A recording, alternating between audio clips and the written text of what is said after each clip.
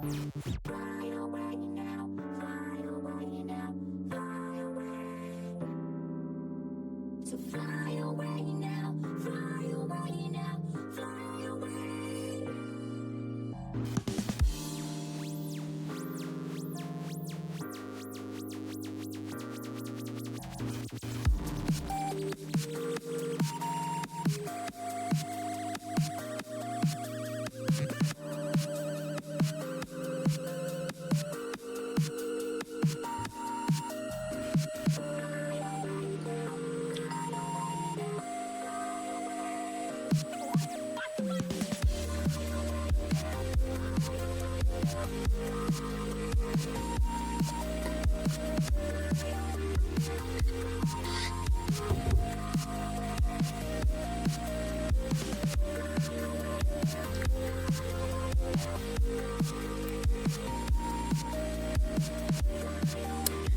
Yeah, so my bad for last stream. My bad yesterday. I should have controlled the internet better.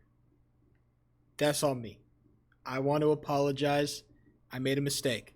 I should have known that there was going to be an outage and I should have taken preventative steps to stop it. I want to say on me. My hair is very flat right now because I just took a shower. My bathroom light is broken, by the way. Or at least half of it is. I need to get it fixed at some point. Or I need to do the fixing. I don't know if I can do the fixing because it's one of the long ones. So I don't know if I have the ability to replace a light like that. It's not like a single bulb. If it was a single bulb, I could do it no problem. But I'm going to mess around with it a little bit just to see what's going on. Because it does suck. And it makes my bathroom kind of look like a horror scene. Or like the part of like a really shitty, badly made horror game that's just really dark for no reason. It's one of those. So I need your opinions on this. And by what is this? Cammy Cat?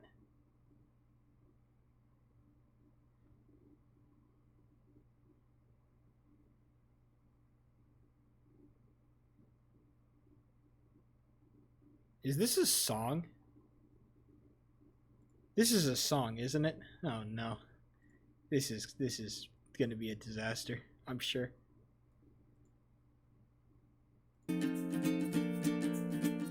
Ukulele? It's about D&D? Oh boy. Hey there, I'm the bard of the team. I got a tragic backstory and my class is a meme. I'm the ace of the race, the other parties are whack. I'm a jack of all trades, including the jack. Excuse me, barmaid in a skirt. I hope you don't mind, but I'm a devious flirt. Let me up in the The voice isn't great, but I'll give it a pass. stage of your beauty. The drawings are nice. I'll show you just how I strap I like the my art style. strings. Hey now, this is the life of the bard. Just how did you flirt with the guard? Hey, wow, you're in for a treat as I don't hate the NPC. you know, certainly maybe the what's the word I'm looking for? The tones are kind of a little bit out of whack there, but I don't hate the harmonization. This song was not made for me. I don't play D&D. I don't play this game. Well, hi, Elder Dragon of Gold. Your scales are stunning, your character bold. May we see your hoard? We've been searching for miles. Maybe I could be the greatest gem in your pile. Ooh! Wow. We're gonna make that. Hey, you mercenary at work. Why don't you join our team? And I give him a smirk. I promise you I can give you plenty. Roll for persuasion. Now 20! Hey, now. Okay. Yeah, this is probably very cool for people who play D&D. I unfortunately don't. I'm okay. So very cool, but also not for me. Certified not for me moment. I'm sorry. I can't pretend to like be ecstatic over something that I don't really care about. It's not this is not like anything against you. I thought it was pretty cool. All right. This wasn't like some horrible thing. I'm like, this sucks. No, it was fine. It's just I just can't relate to it in any significant way. So I can't really I don't want to pretend to care about something that I don't actually care about, right? Because then I would be a fraud. You don't watch me to see a fraud. You watch me to see the real Because I'm lame? It's because I don't play D&D. And sexist? I can't... Oh my god. Me not playing D&D is now some fucking attack against women? I'm sorry. My apologies to all women, I guess.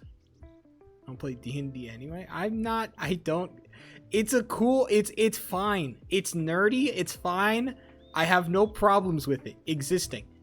This isn't like something that I find like deviously unfunny or like magnanimously cringe. It's fine. It simply is. Hell sheep. I'm sorry. I'm sorry for not liking all the things that you like as much as you like them. That's on me, actually. You know what? I'll take the blame for that. That is on me. I'll be better next time.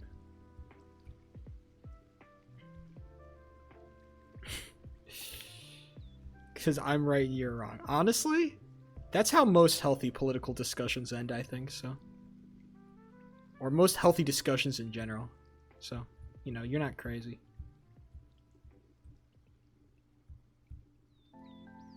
Yeah, so I was gonna stream yesterday. I wanted to stream yesterday. I was actually really excited to stream yesterday.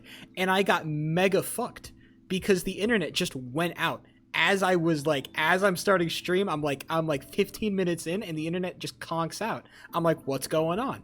I wonder if there's like a computer issue. It's not. It's a fucking Xfinity issue.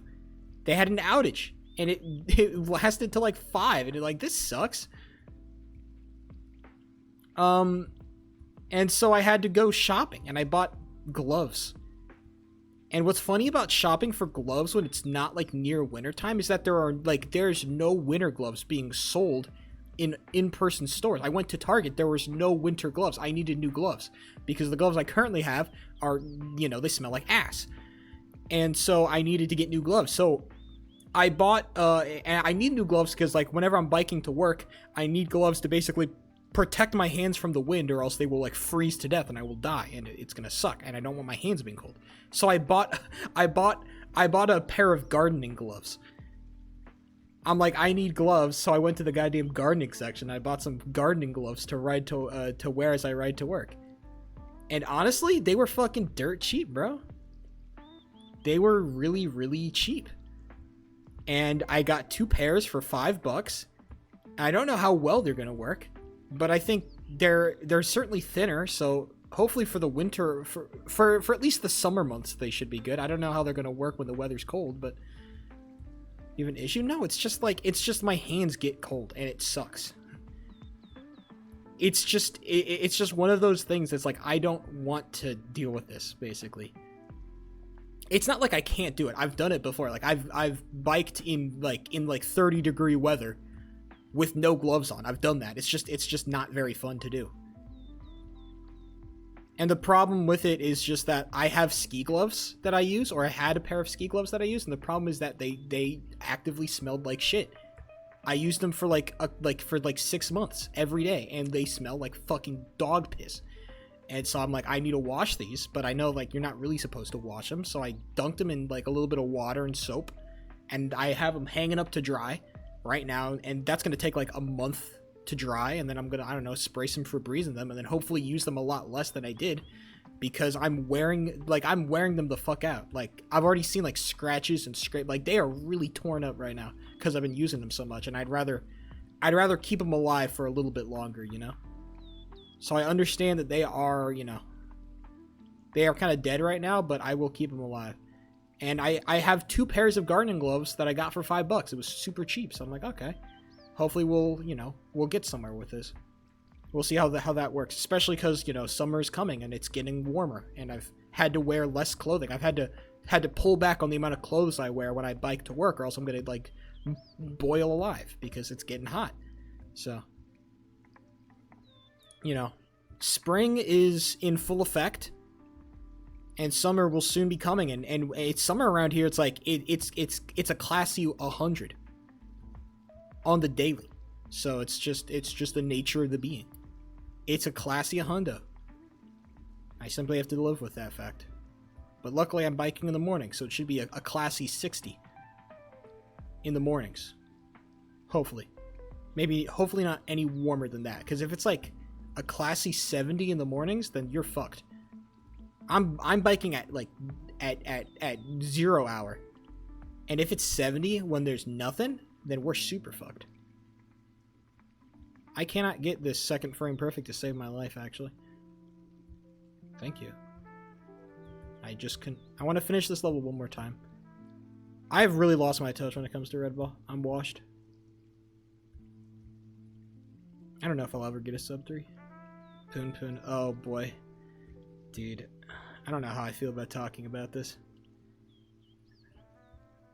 Poon Poon is a fucking roller coaster. Damn. Poon Poon is one of the most, like, authentic tragedies I think I've read in a very long time. Which I can appreciate that. It's very hard to do a good tragedy that isn't, like, very, like, I don't know, boring and basic. Poon Poon is, like, a tragedy of tragedy. There's no good ending. And yet it's still, like, it still hits. I don't know what this is. Clearly suck at it. I'm sorry, J-Dog. I try to be better. Yeah, dude. Dude, reading through, like, the end, because, like, it was, like, I was at, like, chapter 100 or something, and he had just locked in. He had literally just decided to lock in and become an adult, and that was kind of sick. And so I'm like, oh, he locked in. That's sick. And then he met Aiko, I believe that's how you pronounce it. And I'm like, oh, no. There's just no way this ends well. And lo and behold, lo and behold, it ended awfully, bro. Oh my god. I think what's fucked up about my reading of Poon Poon is that I kind of realized, like, how out of touch I am with the character of Poon Poon. Like, I am so far gone. Like, I remember, like, just, like, thinking about the book and realizing, like, holy shit, all of the things that I thought were, like, these good, positive improvements to this guy's life. Like, finally, there's some good things happening. All of that was bad. All the things I thought were good were actually bad for him. Because when he said, if nothing changes in 2 years, I'm gonna kill myself.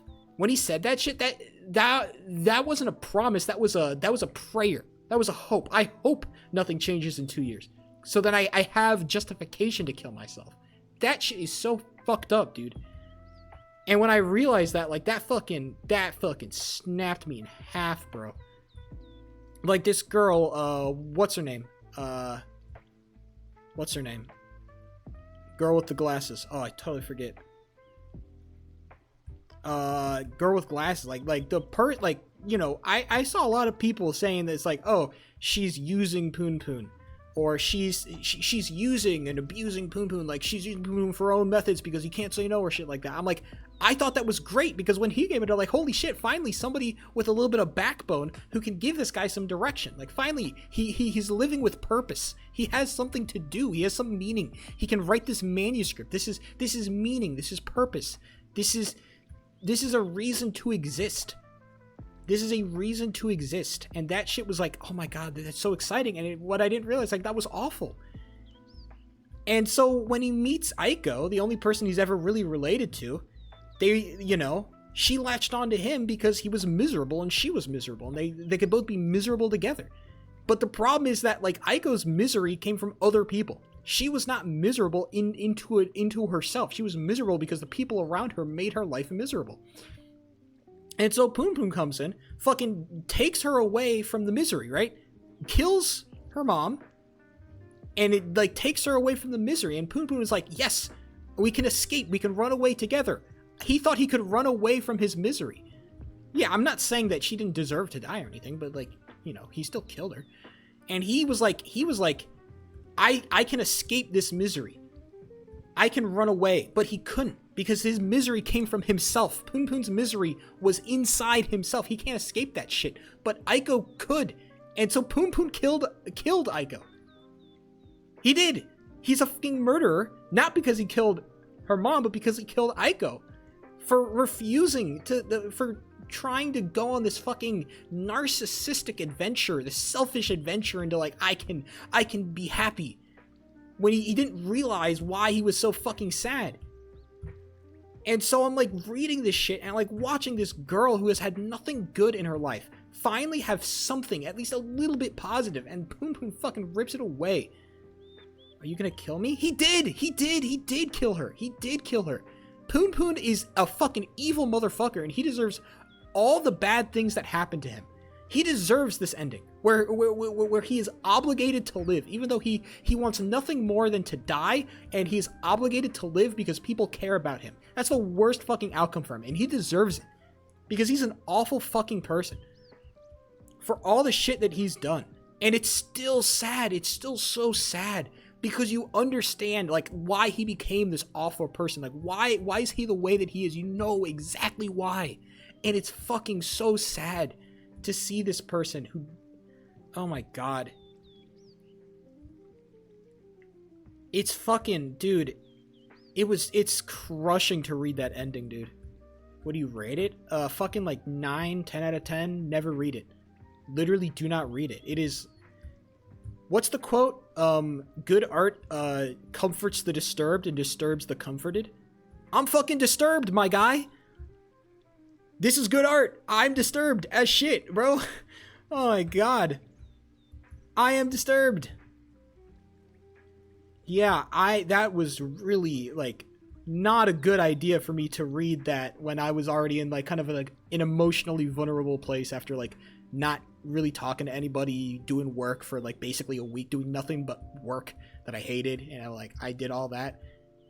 It still fucking sucked. How does it end again? It basically ends, like, the last chapter is basically an old classmate meeting up with Poon Poon, like, oh shit, I haven't seen you in so long. And then you see, and you kind of see him and his injured eye and the daughter, the baby that didn't get aborted, all that shit, and you see it, and then you see this, like, this last frame of just Poon Poon existing, and he doesn't want to. That's the final, like, punishment for Poon Poon. He is forced to exist because he's forced to live because people around him care about him when all he wants to do is die because his life has no meaning to him. He can't find meaning in his own life, and he wishes that he could just, like, he wishes he could cease to exist. But he has to exist because people care about him, and that is kind of his eternal punishment. That is incredibly fucking tragic. Yeah. It's basically like, man, you should really get some therapy, but therapy's not really a fucking thing. Unfortunately. And I don't know if I don't know if, he's too far gone for therapy at this point. I don't know. But that shit, like, that last frame of just him standing in the middle of all of his friends and family, all of his people that love him and care about him, and he can't see any of it. He can't see all the good things he has. All he can see is how much he fucking hates it all. And that shit fucking sucks.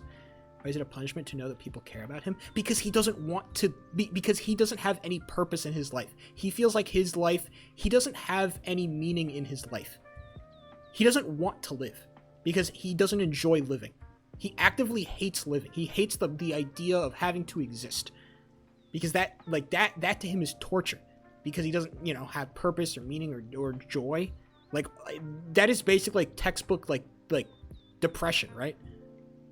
And so having people that care him is a punishment because people care about him, he can't kill himself without hurting people he doesn't want to hurt.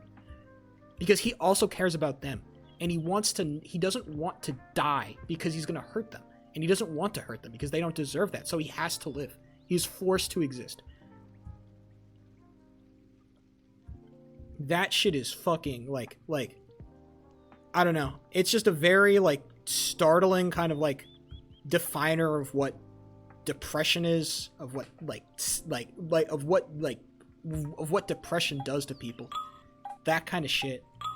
And that kind, like once you start to, I don't know, like me as somebody who's very much not depressed, it's just not something I can't relate to this character at all.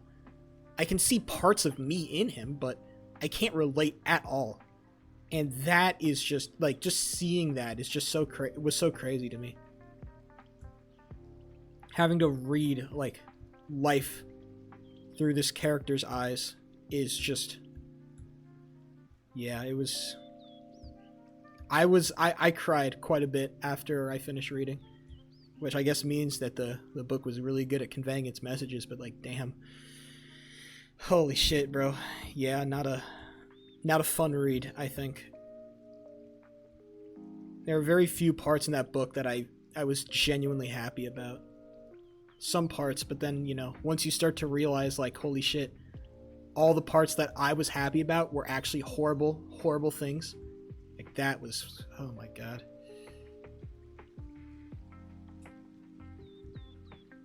Dude. Yeah, so basically, this is all MJ's fault for fucking suggesting this shit to me. But yeah, that was just, my god. They're just seeing Aiko, like, kill herself, basically. Just that scene. It's like, Poon Poon caused this, dude. You did this. You and your fucking selfish hubris. When so many people gave you so many opportunities to find purpose, to find meaning, to change, and you took none of it, and instead you ran off with some fucking girl, and instead you got her killed because you were so fucking selfish. Pisses me off to think about. Like, this guy was like, he had so many people around him that he ditched because he thought he could just find happiness somewhere else, and they still cared about, at the end of it, that's what fucking, oh my god, they still care about him at the end of it. Even when he did all this shit to them, they still cared about him. And I'm like, you're so empathetic. This guy does not deserve any of it. Oh my god, dude. Yeah, I'm just,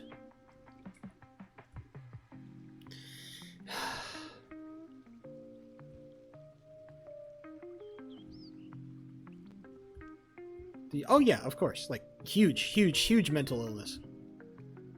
Massive mental illness.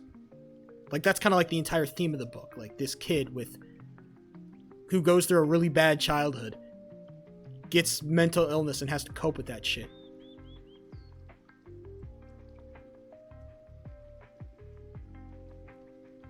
Like I said, it's a really good depiction of what mental illness is like, I think.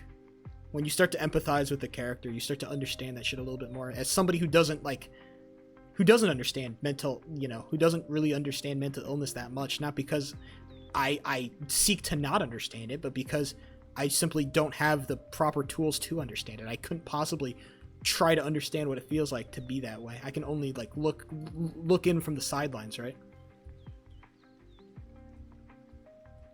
I don't like comparing them. I think comparing Hunter x Hunter and Goodnight Poon Poon is like a disservice to the fucking medium. That's like offensive to each story. I'm not gonna rank them. You can't power scale Poon Poon, okay? I don't want to see motherfuckers power scaling Poon Poon. Don't do that shit. You fuckers are weird. Bro, I saw people making fucking I was just on a whim, I looked up Goodnight Poon Poon on fucking TikTok. I saw people making TikTok edits of him. I'm like, what the fuck? What is this shit? What are we actually doing here, bro? What are we actually doing here? We're making TikTok edits of this shit? We have to be so dead ass right now. I'm like, this is really what life has brought us. It's really crazy.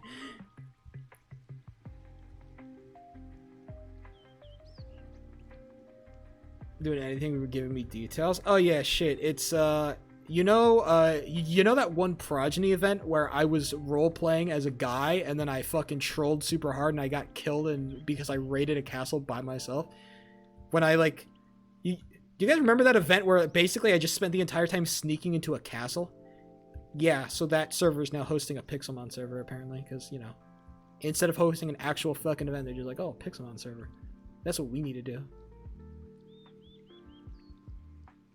Well, no, I did kill that one guy, and then they reset the server. I destroyed some one guy in fucking PvP, and then they like, oh, you can't kill him. Dude, I was fucking him up. I fucked him raw, and he's like, oh no. He was crazy.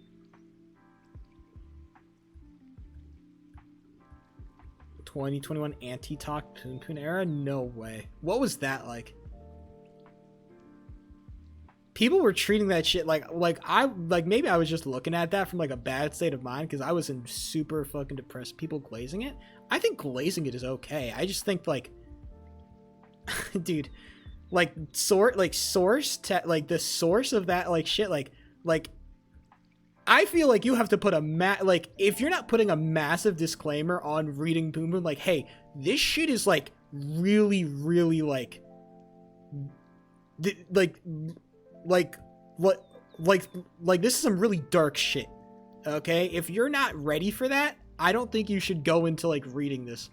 I don't think somebody who is like not in a good state should be going into Poon Poon just like raw, dude, because it is fucked up what happens in this shit. This is bad. All right, we have rape, we have death, we have all sorts of all the bad things in life just really packaged into one really just authentic, nice little. Thinking this exactly when you recommended me Poon Poon, you're like, yeah, I'm about to. This man who you know who hasn't been having a good time out of college, you know, doesn't have a great job, but he's working really hard. He's trying his best, but he feels just a little bit behind. Yeah, I'm gonna give him some fucking real depressive shit just to really fuck with him. Yeah, so fuck you for that, MJ. What's the next read? I think I want to go the entire other direction and just read some real Gooner shit. I think that's the play, honestly. Or just go completely in the other direction and read fucking Berserk. Just keep going down the fucking depressive rabbit hole. But I don't think I'm not ready for Berserk because holy shit. Nah, but like some Gooner anime shit, okay? It's different. I need some real authentic Gooner shit. I want that Gooner shit that like Gooner swear it's like, no, but it's actually got a really good story. I want that kind of shit.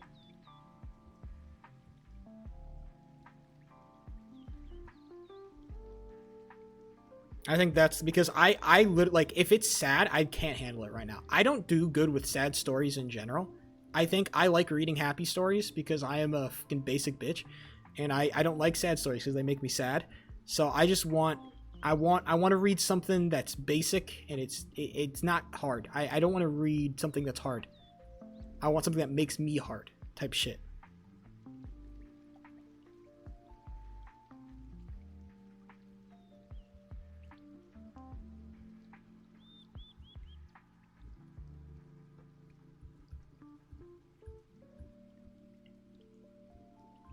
What else happened that I wanted to talk about? I'm trying to think.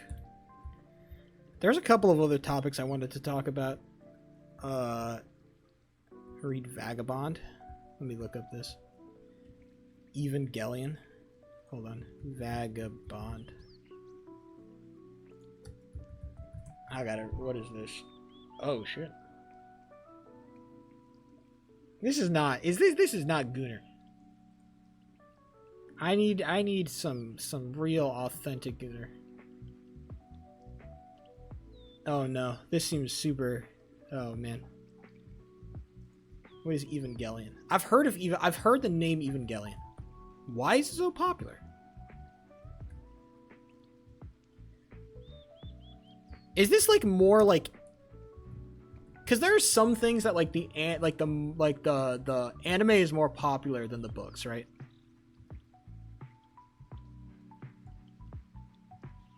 Oh, it's for edgy. Oh no, dude! If it's for edgy teenagers, I'm gonna hate it.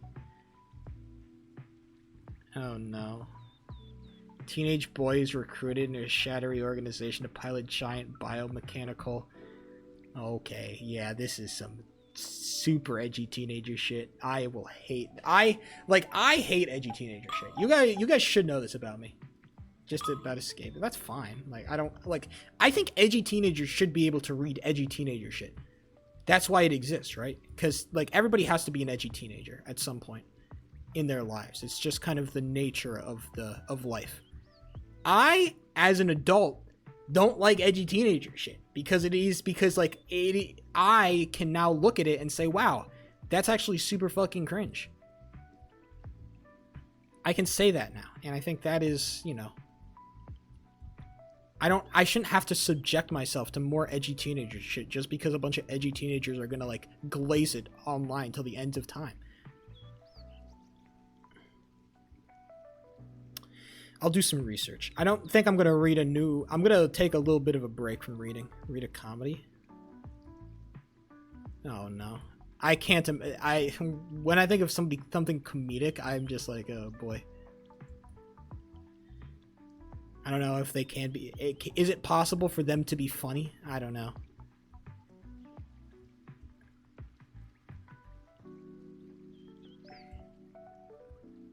I don't know if it's. I don't know if I go to that like kind of the comic medium for that kind of shit. I don't know, bruh.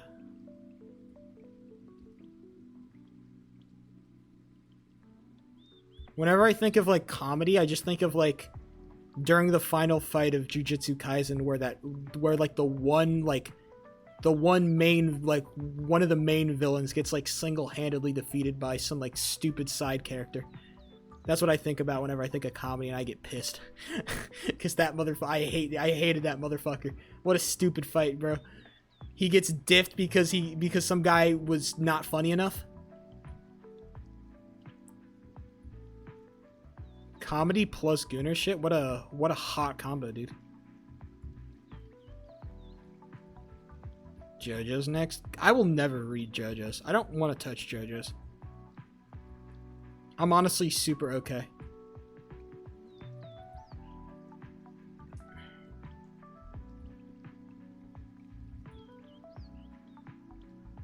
I'm super okay just not ever like existing within the JoJo's universe.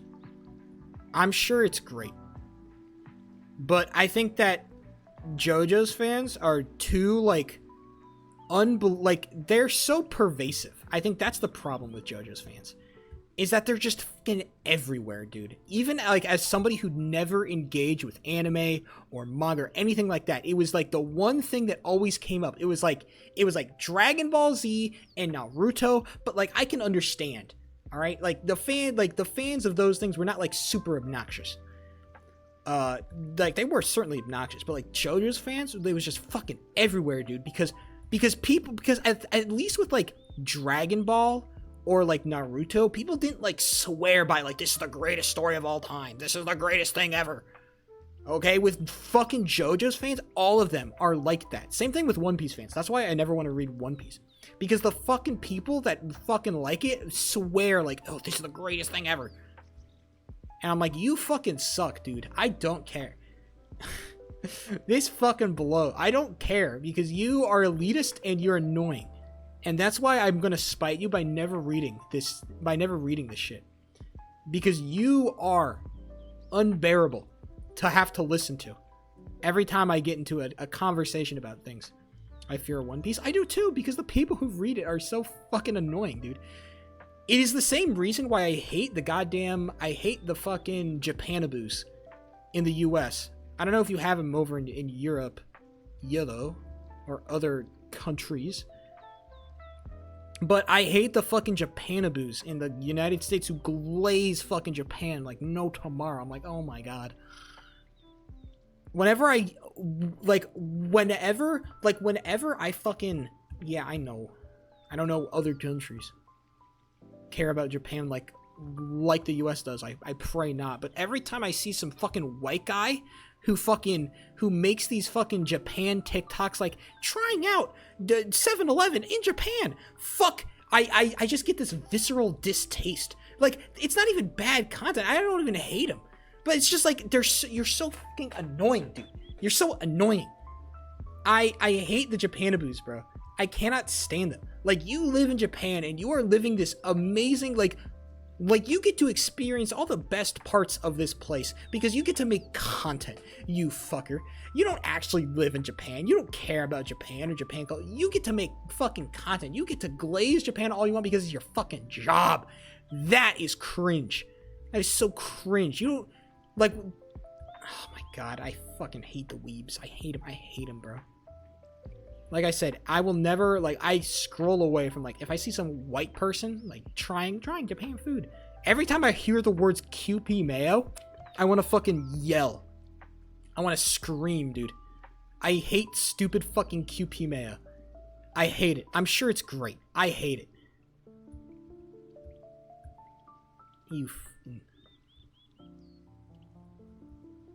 Man, Japan is so great, guys. Everybody should adopt Japan. Yeah, man. Let's adopt a culture that, like, has, like, the, I don't know, the highest suicide rates in the world. Where phones are mandated to have clicking sound effects so then fucking people don't take upskirt photos of women. Yeah, man.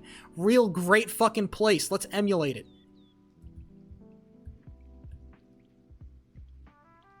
Good job, everybody.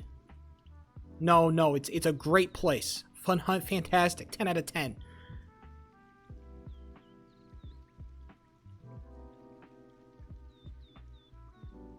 I don't care about Japan war crimes that much. Because I think that me dissing Japanese war crimes is kind of, it is hypocritical. Because if I'm more of like an America glazer, like, I'm sorry, like, I can't roast Japanese war crimes without being like, okay, the US is not exactly fucking exempt in the department of committing crimes of war, okay? Like, we are not the greatest in terms of that shit, okay? So I'm not gonna, like, sit here. Like, just take one class about, like, American interventionism in Latin America, and then you're like, oh, I see. Which dictator are we propping up today, lads? It's fair. No country should be glazed. Indiscriminately. Everybody should have, US has some good stuff, but it also has some bad stuff. Other countries have good stuff, but it also has some bad stuff. Wow, it's kind of like everything exists in the gray area. Like I've been saying for like the longest time, everything exists in the gray area, unfortunately. That's the problem with life. Black and white is just not a thing you can do. Everything exists in gray. It's the punishment of learning that, like, stuff exists. Probably Sweden. Tomorrow's teachings. Like, I've been saying this. Like, if there's one thing that I've been super hyper... What the fuck? That's crazy. If there's one thing that I am super consistent about preaching is that most, like, all things that are, like, good or right or correct exist in the gray. And so we all must exist in that area. If we want to be based, we must be gray. That is simply the nature of things.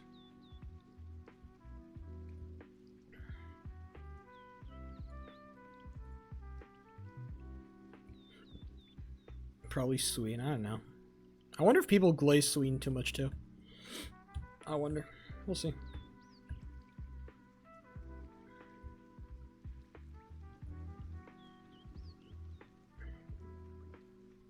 We must be in the gay. True.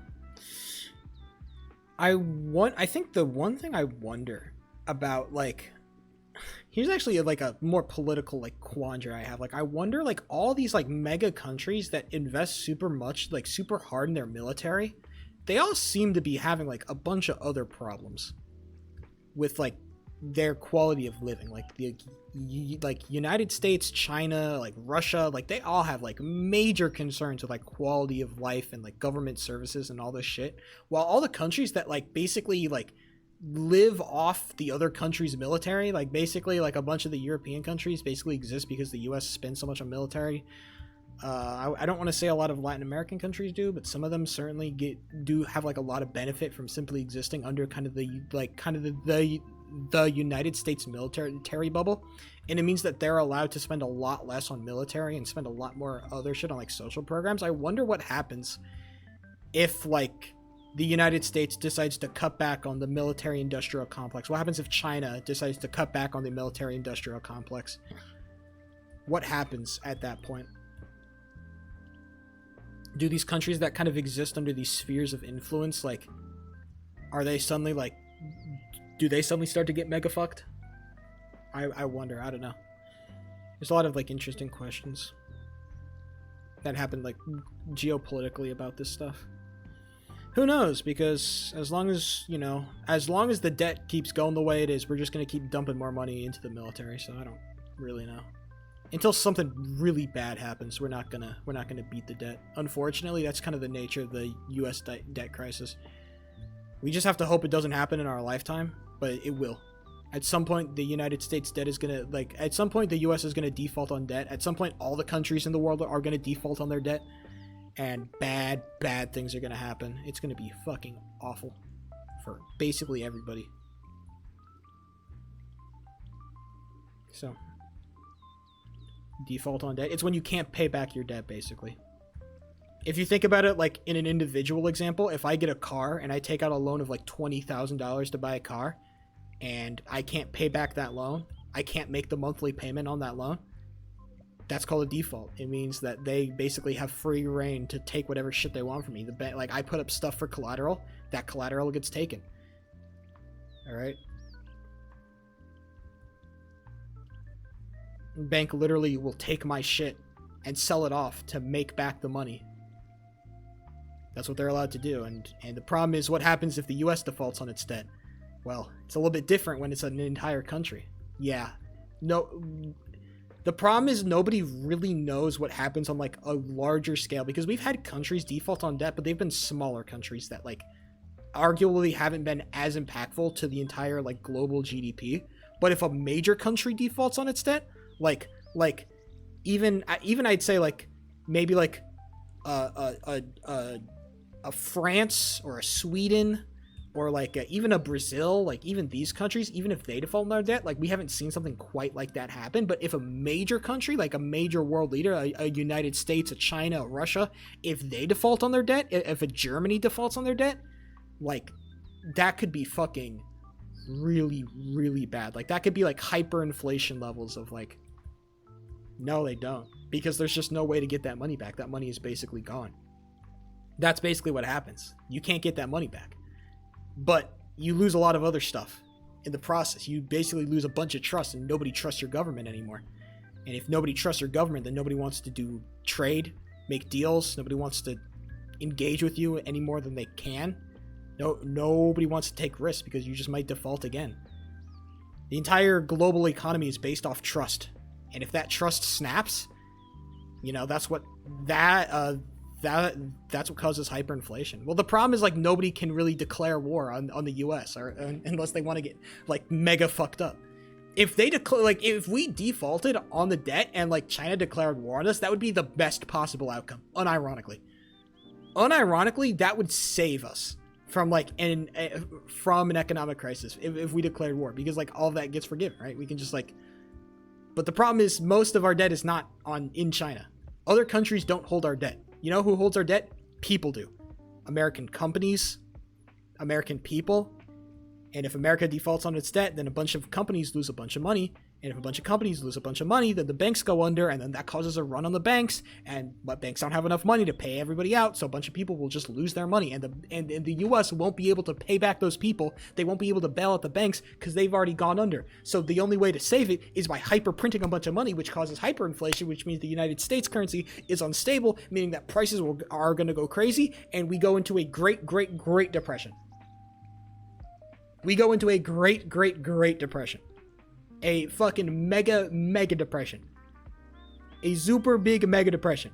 Because nobody wants to borrow from the United States government anymore. The Greatest Depression. We think the Great Depression was great. It will be fucking nothing compared to what the Great Depression is going to be like. Okay, we are going to be in the slums, bro. What would you do in a Great Depression? Probably hope I don't have a family that I have to take care of. Hope I don't have kids that I have to find food for. I hope. Probably scrounge out of fucking dumpsters, I'd imagine. Hope that I can keep a job. Pray that I have a job. And even if that job I can keep it probably, you know, the money won't probably be there for the job because, again, the currency is going to be hyperinflated. So I'm going to be poor either way. Like it's going to be bad, brother. It's going to be bad. The alpha male depression, real shit. That's what alpha males have. A real alpha male has depression. Everybody knows that. Didn't you want Trump? I didn't want Trump. I actively vote. I voted. I did not vote for Trump, and I said don't vote for him. Trump is taking us giant leaps closer to a Great Depression with these fucking tariffs. You know, Jerome Powell is currently living off anti-stress medication and coffee. The amount of coffee that Jerome Powell must be consuming is like 1/3 of the nation's debt at this point, because holy shit, that poor man. He's super fucked. Tariffs are bad, ladies and gentlemen. Welcome back to Economics Will Win. No, I did say Trump will win. I said he would win, because I think that I didn't want him to win, but I said he was going to win. Sigma male circle back to communist femboys. I mean, that's kind of what all that is. Politics is a circle. People think it's like a spectrum, like a line. No, it's a circle. It wraps around on itself.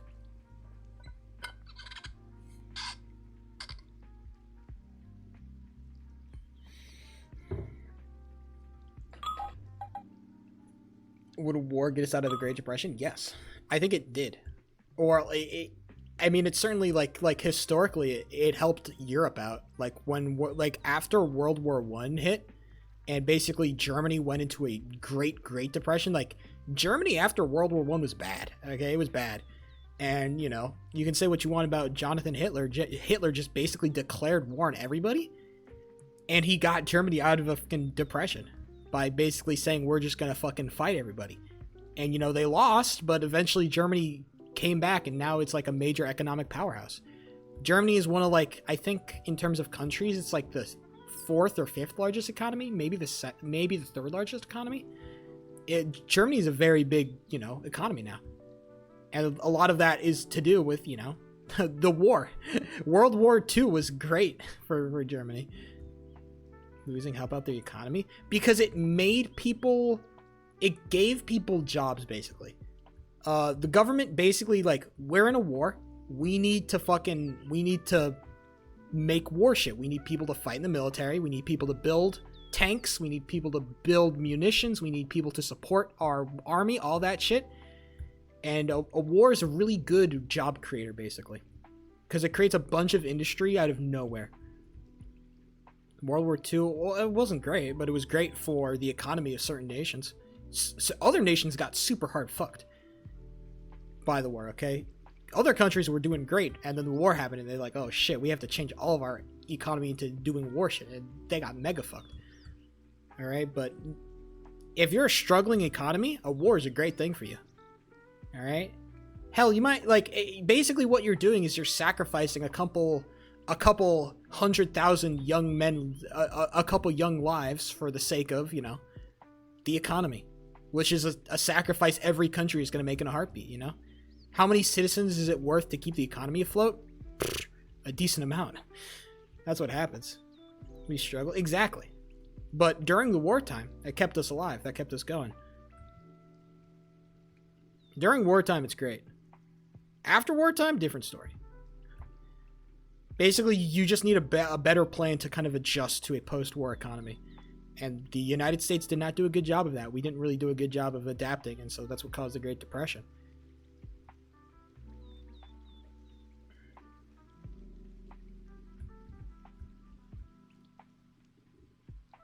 But I'm saying, I think that a war is a really good way to kind of, like, if you can come back from a war after a war and you've won, I think that you can do great things with that. And I think that might be, I mean, it's a one way to kind of wipe out a lot of debt, I think, is basically say, oh, there's a wartime. Stop. Don't worry about all the money you lost to the American government. Worry about the evil Chinese communists who are going to take your land and fucking and kill your crops and make you love your neighbor and shit. Like, God, oh my God, you know, God forbid. So it's very easy to get people to be like, oh, well, you know, U.S. national debt, schmeep schmop, who cares? Or at least I think that's what's going to happen. That's my uninformed economic analysis of the issue. I think if you read a paper, you'd be able to, like, maybe disprove everything I'm saying, but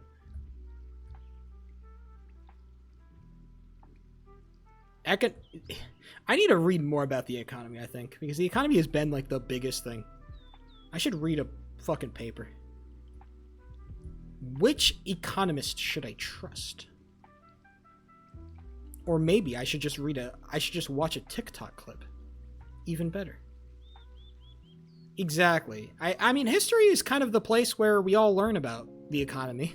Because that's kind of the only real basis we have in fact. Because we can't exactly do a goddamn test. It's kind of hard to do like a scientific analysis of the economy. All we can really do is kind of go off what has happened in the past. It's hard to simulate an economy, unfortunately. FDR was super base, bro. Shout out FDR. FDR was great. FDR created Cal Careers before Cal Careers was a thing. The reason I'm able to apply to government jobs on a streamlined website is because of FDR. I'm gonna get a state job and I'm gonna thank FDR every step of the way, bro. As it turns out, prioritizing the government over private businesses is a great choice if you want people to be generally happier and wealthier. Because the government doesn't have as many perverse incentives as private companies do. I'm not saying the government is perfect, they're certainly not, but compared to the perverse incentives of private companies, I mean, we're in a totally different world here.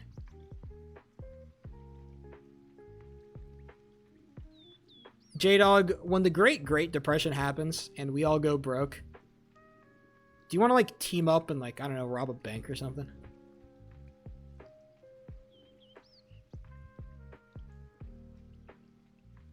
I'm thinking that's kind of the way we get out of it. We just do a bank robbing stream. I have other plans, my bad. To be fair, you're probably going to be a little bit less poor than I am, so you're going to be like... You're going to basically exist, but you're not going to exist happily. You won't have enough money to buy a Ninja Creamy. You won't have... I will not have enough money to purchase a Ninja Creamy. Maybe I'll already own one, but then I'll probably have to sell it. But then nobody will buy it because we're all super poor. I won't be able to buy my protein powder and make protein ice cream. Please watch the clip I sent. It's going to be a sharp cutoff after I say World War II was great. That's not true now. And a lot of that is to do with, you know, the war. World War II was great. Thanks. Great clip. I actually think I don't like being degraded. I don't like being degraded. Maybe I do. Do I like? I don't know. I'm confused. Maybe the problem is not that I like being degraded. It's that I want praise to be genuine. I want to be when I'm good, I want to be like good. I want people to have high expectations for me. So when I'm bad, your shit's stupid and you like that? No, that's a mischaracterization of the situation. I thought that it was cool that she wasn't into the things that I was into. I thought that made her more interesting. It's not that she was like, damn, all the shit that you like is dumb. Although she did say that. She did say that, and I'm like, you know what? I don't know how to feel. I'm complicated. What I'm somebody who works. I work for praise, okay? But I want to be, if this is so weird because there's so many like sexual undertones to this that I dislike immensely. I want to talk about this, but there are so many sexual undertones that make me uncomfortable. Look, I'm just saying, like, I would rather people like say, like if I'm doing some dumb shit, I want people to call me dumb because it makes me more likely to do smart shit in the future, so that when people call me smart, I can actually like fucking believe them. That's what I want. I want people to like, when people praise me, I want that shit to be authentic and real. Like, you actually, like, you did a good job. I'm not saying that just to make you feel good. You did a good job. I want that. Okay? So yeah, I work for praise, but I need the degradation to keep myself pushing for that praise. Right?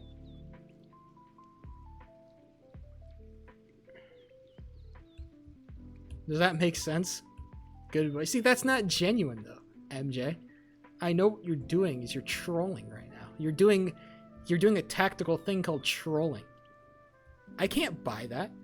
I don't think MJ has ever given me a real authentic piece of fucking like a good like I think you'd like this was really cool. Someday I'm gonna make something so cool that MJ will be forced to admit like, damn, this was pretty sick. I'm I'm really like that was really cool. I don't have a degradation. I don't. I actively do not. Because I've seen people who do, and it's fucking weird as shit. When you like being degraded, that, like, people who really are into that shit are fucking some freaky motherfuckers, dude. I cannot get behind that. There are some people where I'm like, oh my god, you people are crazy. You people are wild. I'm like, are y'all okay? Like there has to be some, like, some deeper issues if you're into that. That seems crazy to me. Win a Cobblemon tourney? I don't know. Iron Trio. I'm being accused of. I'm being attacked for being a man who's complicated. I'm a multifaceted individual, and people don't like that about me. People are hating.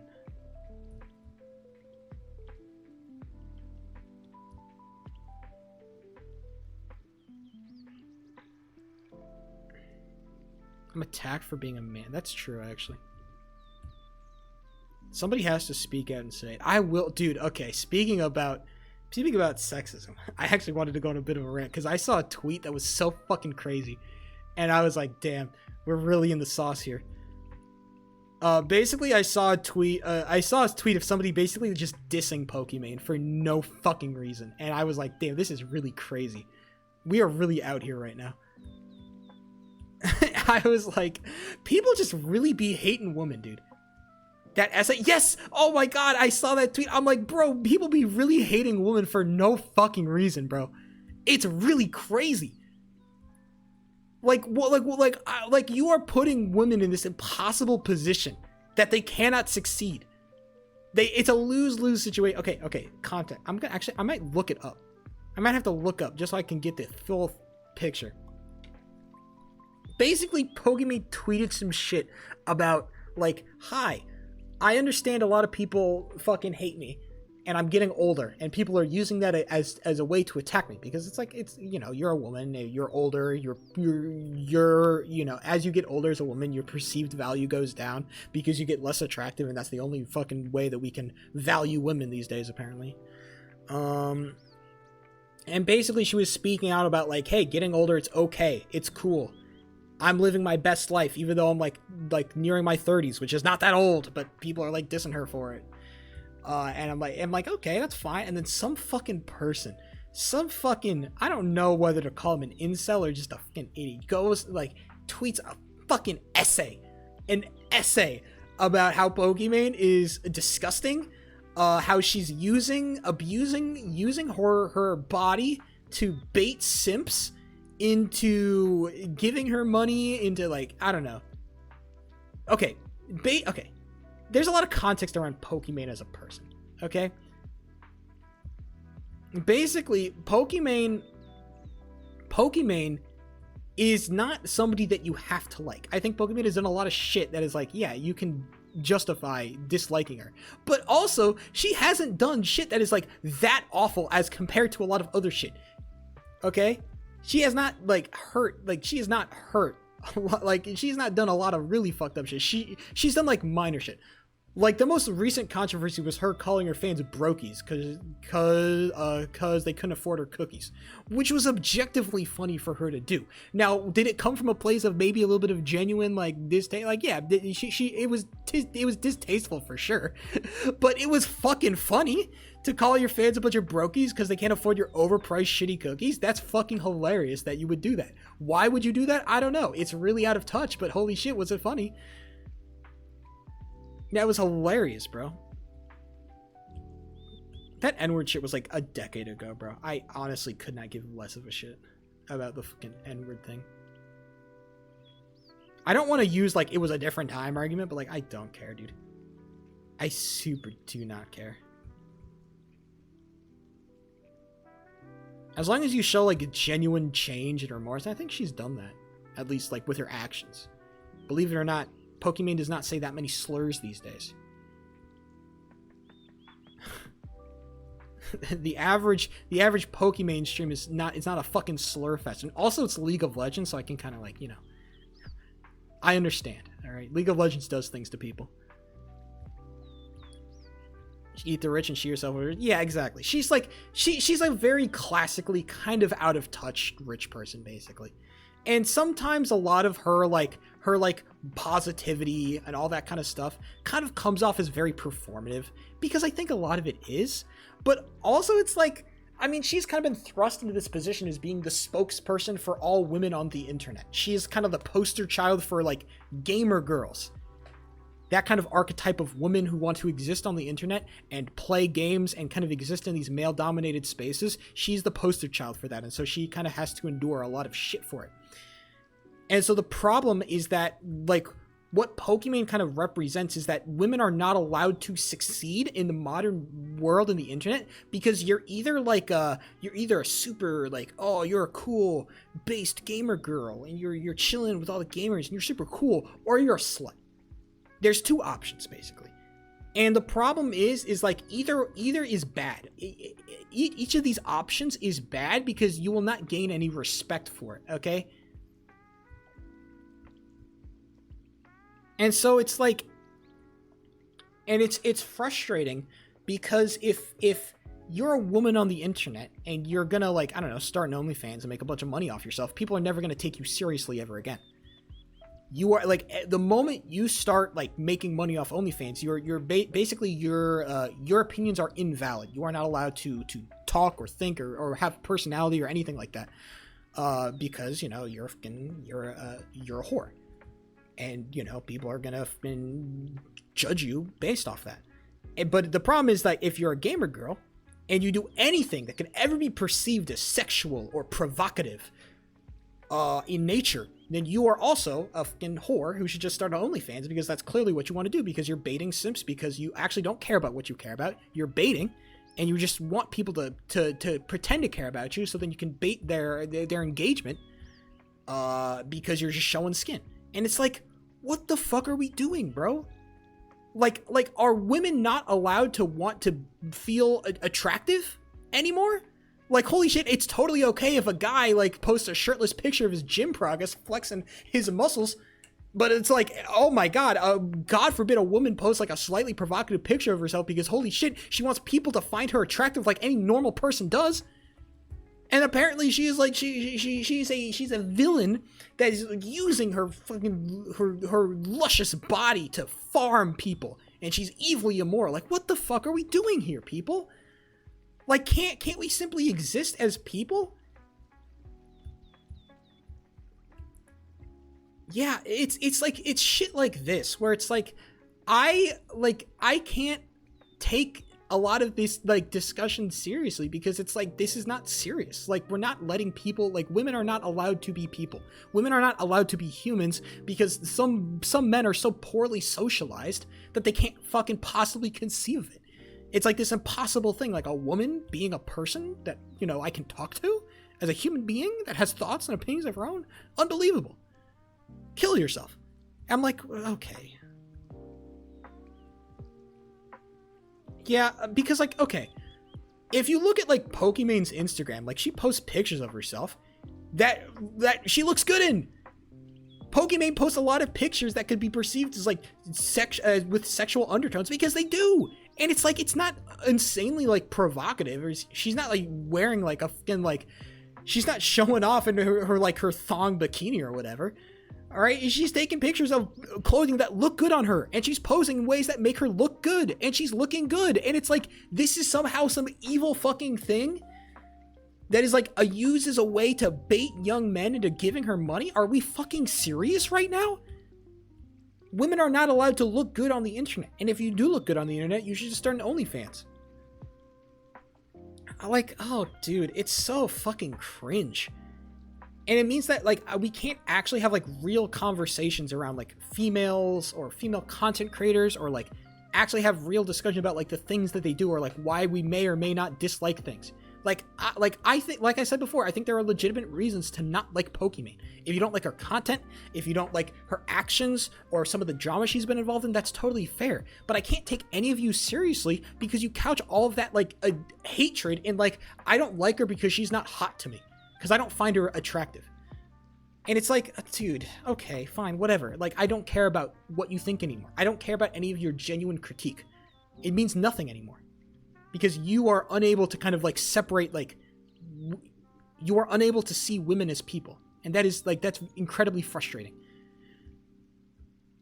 Being scared of that genuine. It is. And the problem is not like women are, like men are scared of women, but it's not a problem.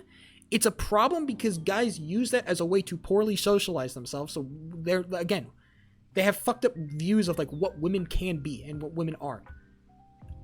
Because again, they're just not properly socialized. And I get that a lot of these people are like, are not people, they're kids.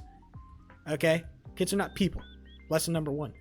A lot of these people are just like, cringe 14, 15-year-olds who have no conception of the world because they're in fucking high school.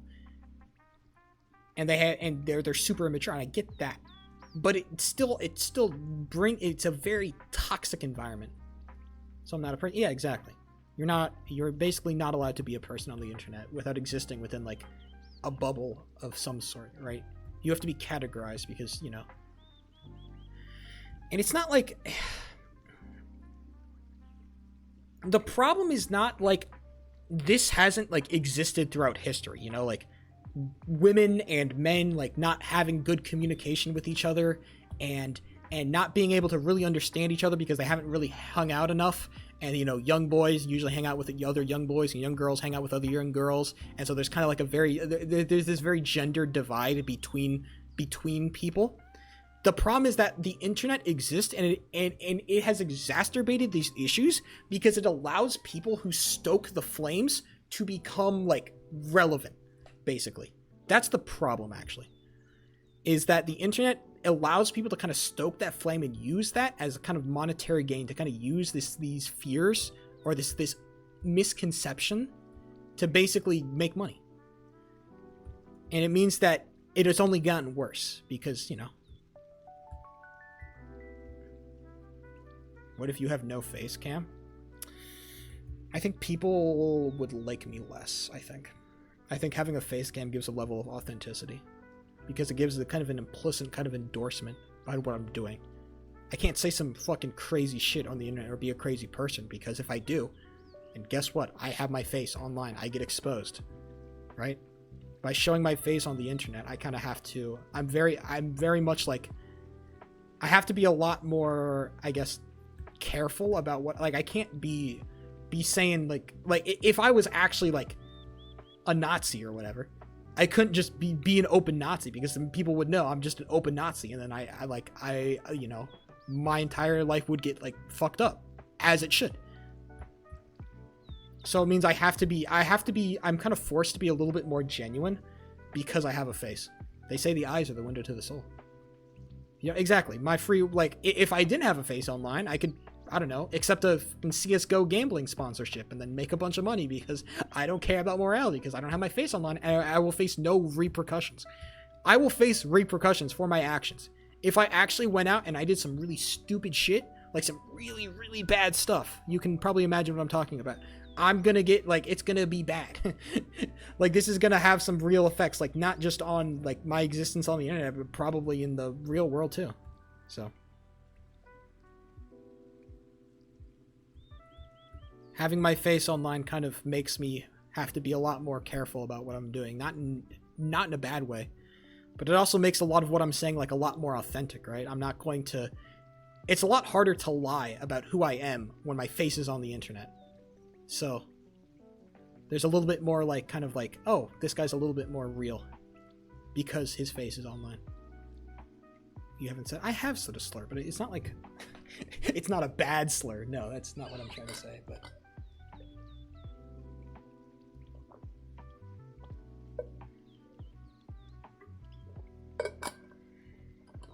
I said the R word a couple of times. You can probably find clips. I might have deleted them, but I've said, yeah, I've called certain things regarded. Again, a slur that is kind of in the process of becoming slurified, I'd say. Hopefully we're getting better as a society on like understanding like, hey, maybe this word is not super good and we shouldn't be using it that much because it, you know, it does hurt people. You know? No. Come on. Let's be for real. Come on, let's be for real, people. This wasn't like Sheep back in like 2010 calling people restarted. I said a month ago. I did not say it a month ago. I said it like a year ago. It was like the big.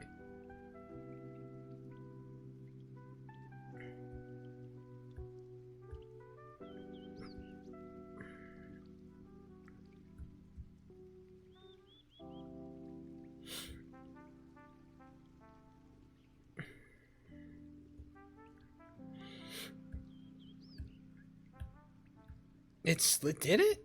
I don't remember. I don't remember being so mad that I accidentally called motherfuckers restarted.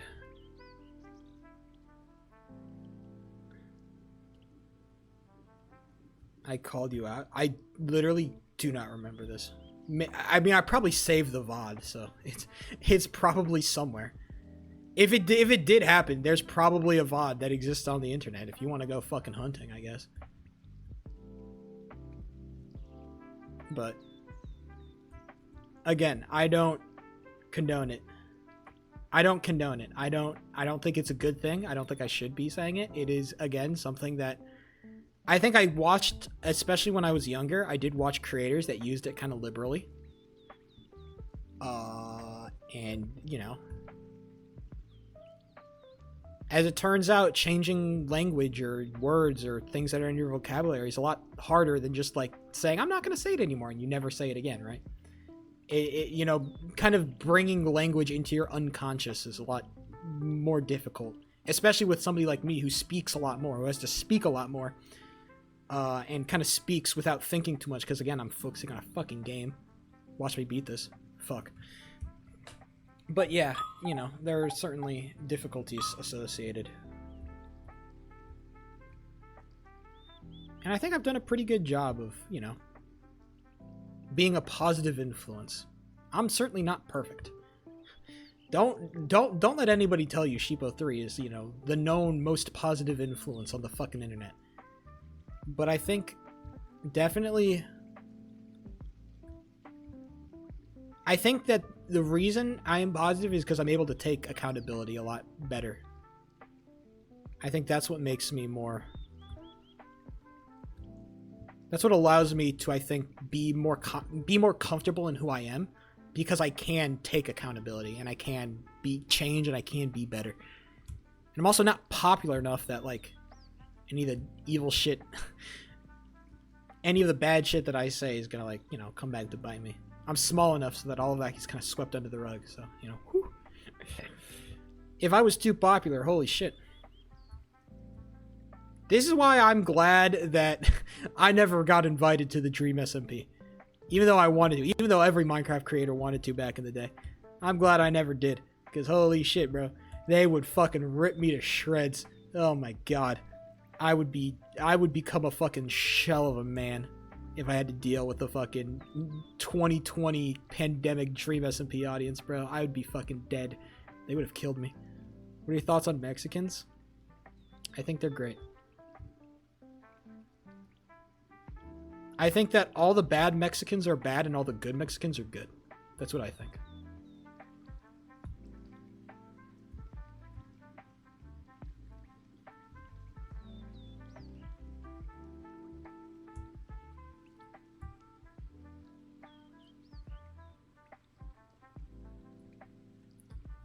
Yeah, Jay Schlatt was an evil fucker, dude. I am saying, as with all things, the gray area, baby. Jay Schlatt was never the bad guy. People just hated him because he was funny. People hated Jay Schlatt because he was funny. Again, if you're wondering, how do I get away with saying racist jokes or making sexist jokes? Here's how you do it. You be funny. If you want to tell a fucking racist or sexist joke, or a joke that's a little bit more offensive, how do you do it without getting blowback? You be funny. That's all it takes. Just make it funny and people are gonna care a lot less. It's so easy, dude.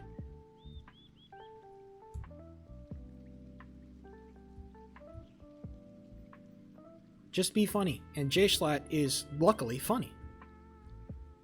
So he's allowed to kind of toy around with more offensive topics because, again, he's funny. Thank God. The joke is covered in... I hate how you've latched onto this. You weren't even there for the... Amelia, you weren't even there for the original green food dye example. You weren't even there. You weren't even there. Were you? No, you weren't. That was a rehash. That was a rehash. The authentic. Okay. Here's the lore behind green food dye. If you don't know, basically, I did a whole fucking like half an hour rant about meta ethics. That was where the meme started about sheep and meta ethics. That's where it started. I did an entire half an hour long rant about how meta ethics are pointless, and I used the green food dye as like an example of that. Okay. Meta ethics was the talking point. Well, it was the topic. And green food dye was the example. That was a rehash. You weren't there for the original conversation. That was super OG. That was before you were here, Amelia. I don't think Infinite Astro came from the same stream. That came later. It might have actually, because it was during Hoplite, I think. But if I was covering green food dye, then you'd be bad, and I'd have to destroy you. To be morally consistent, I'd have to destroy you if you were covered in green food dye.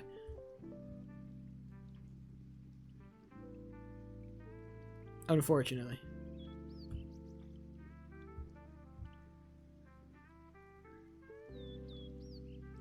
God, maybe. I don't know.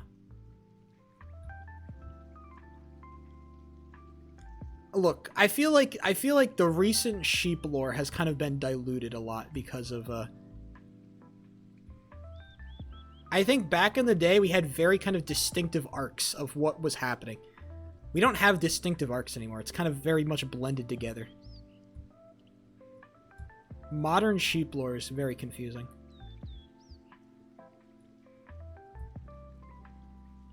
I gotta jump faster, I think. I gotta be better. You weren't there for Yumiko or Almouge. But honestly, who really wanted to be there for Almouge? I think Windcraft was a terrible arc. I think Windcraft was fucking horrible. I'm glad Windcraft ended, because, golly. You should make your lore like a VTuber? No. I don't have... I want to make a joke. I don't know how I can make it while being funny. I don't have enough... I'm not hot enough to have anime lore. Unfortunately. I'm just not attractive enough.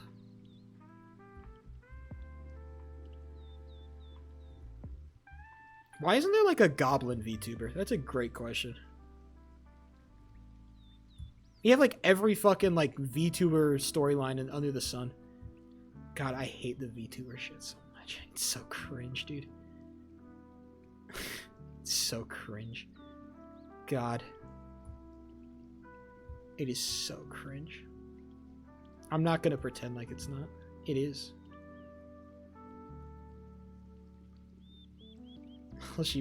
I think it's stupid. Just be a fucking person. What? You're playing a fucking... Bro, you're cosplaying as a fucking devil who came from hell with massive fucking boobs? Man, it's just a necessary part of the lore. Is that you have unrealistic jiggle physics? That was an essential part of the backstory? We all needed to know that? Holy shit. Let's do more body dysmorphia, I think. No. Let's make people feel more uncomfortable about the way their bodies look.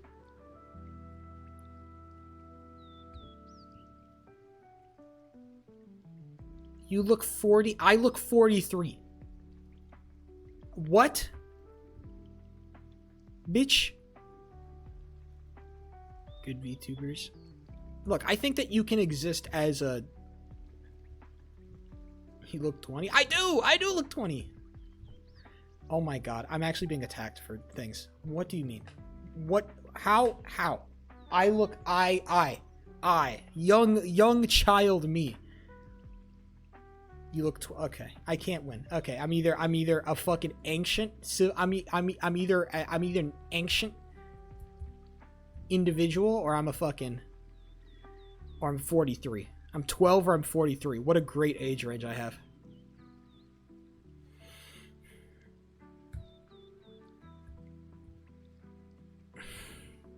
Maybe I should dye my hair.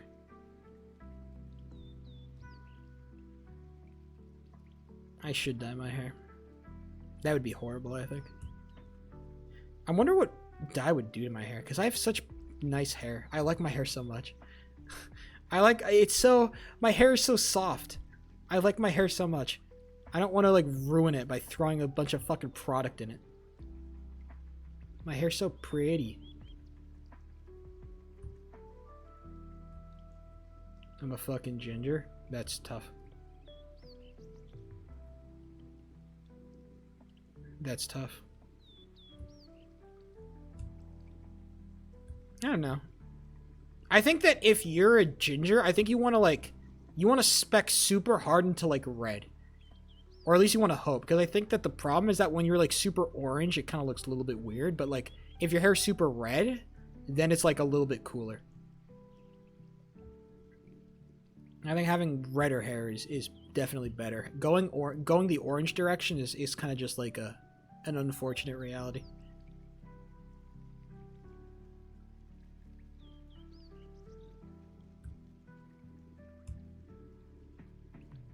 Damn, I just cannot beat this. Super copper, yeah, that's kind of just like a debuff you just have to tank, unfortunately. Nothing you can do about that.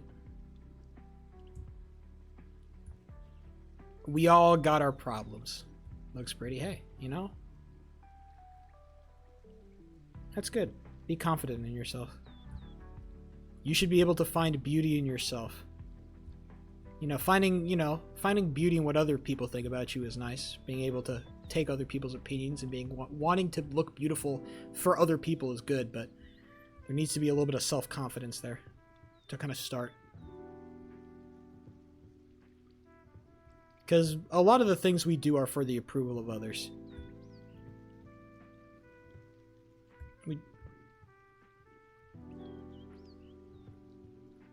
Yeah, that's a problem.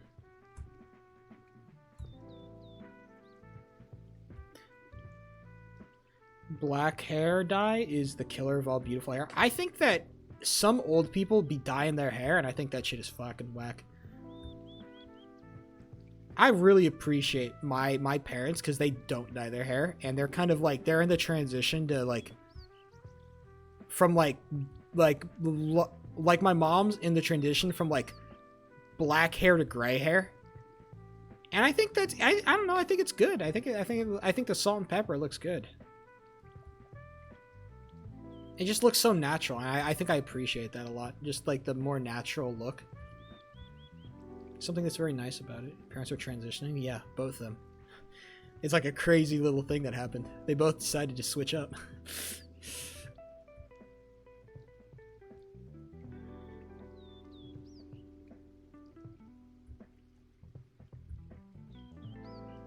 The whole switcher? Yeah, exactly.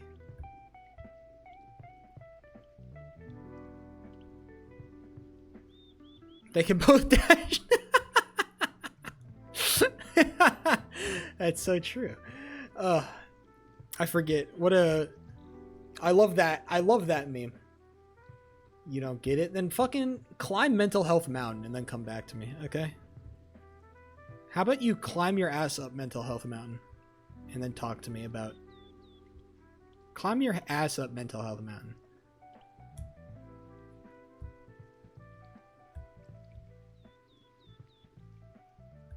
Crazy how that works. Oh yeah, my childhood home is like on fucking, probably on the fucking market right now. My childhood home is being sold for an exorbitant price. Can you buy it? No. No. Wow. No, I can't. It's actually crazy how much I can't. How little I can afford. Okay? I'm so far away from even being able to afford the base. Even if I liquidated all my assets, I'd be so far off from being able to afford that house. It's a really nice house. I don't blame it for going so high on the market. It's a really nice house. You know, it's in a really great place. Sheep World Tour. I'd never want to go on a world tour. I hate travel. I want to stay right here. I want a world tour of my fucking room. I'll touch all 4 corners.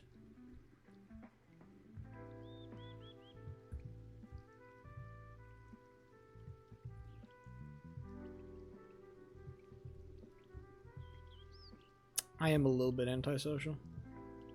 That's true.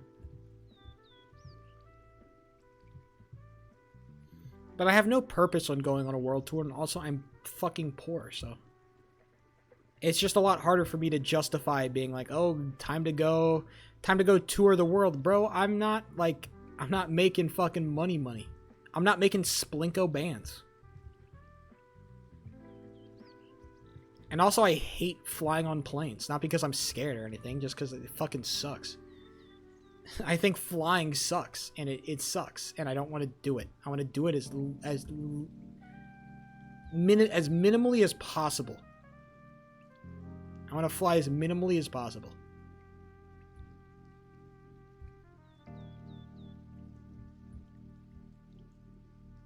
ACU? What? I think I know what that is, but I don't know what it is.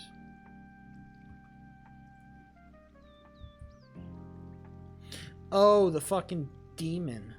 Oh, I see you're playing. Cool. Very epic. I'm so epically proud of you. That's so sick.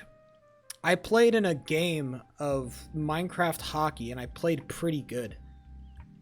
And then I played another game when I played against actually good players, and I got fucking demolished. And I was so bad, they fucking kicked me for an AI goalkeeper.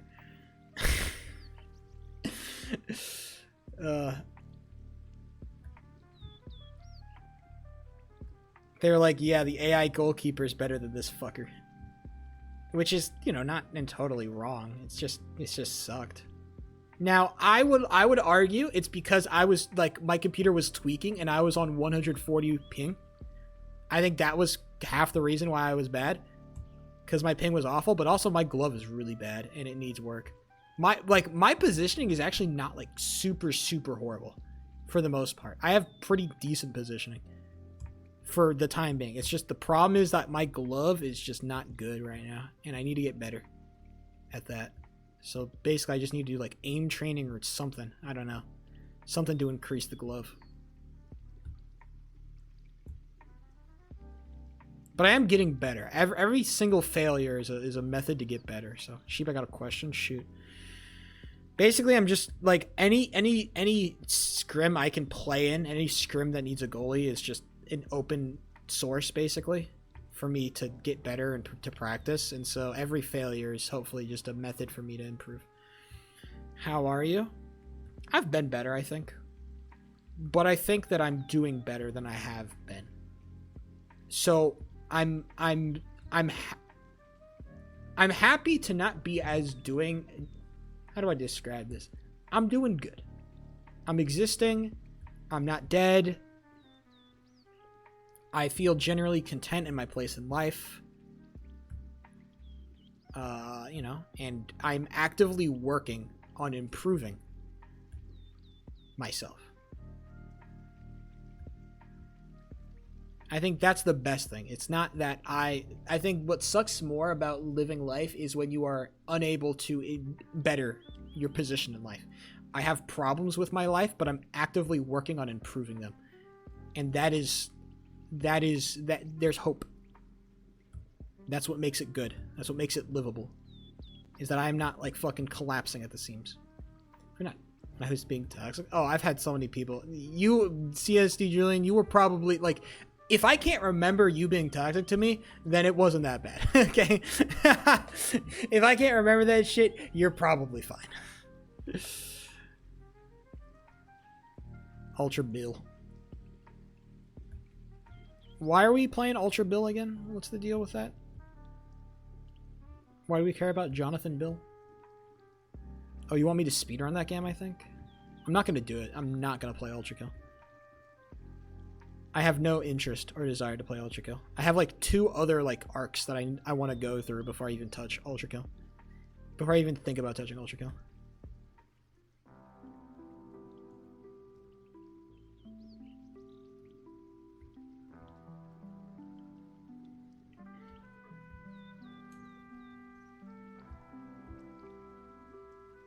Would 100 men beat a gorilla? Yeah. I think 100%. But you would need a couple people to die for the cause. I think I saw a really good analysis on TikTok. Like, yeah. Like we could definitely beat it. But there'd be a couple of people who'd just be fucking dead. And you need a couple people to die for the cause. If you brought like 100 fucking... I think that you're not considering that in a life or death situation, people are willing to do shit. If it's fight or flight, some motherfuckers are gonna fight. Okay.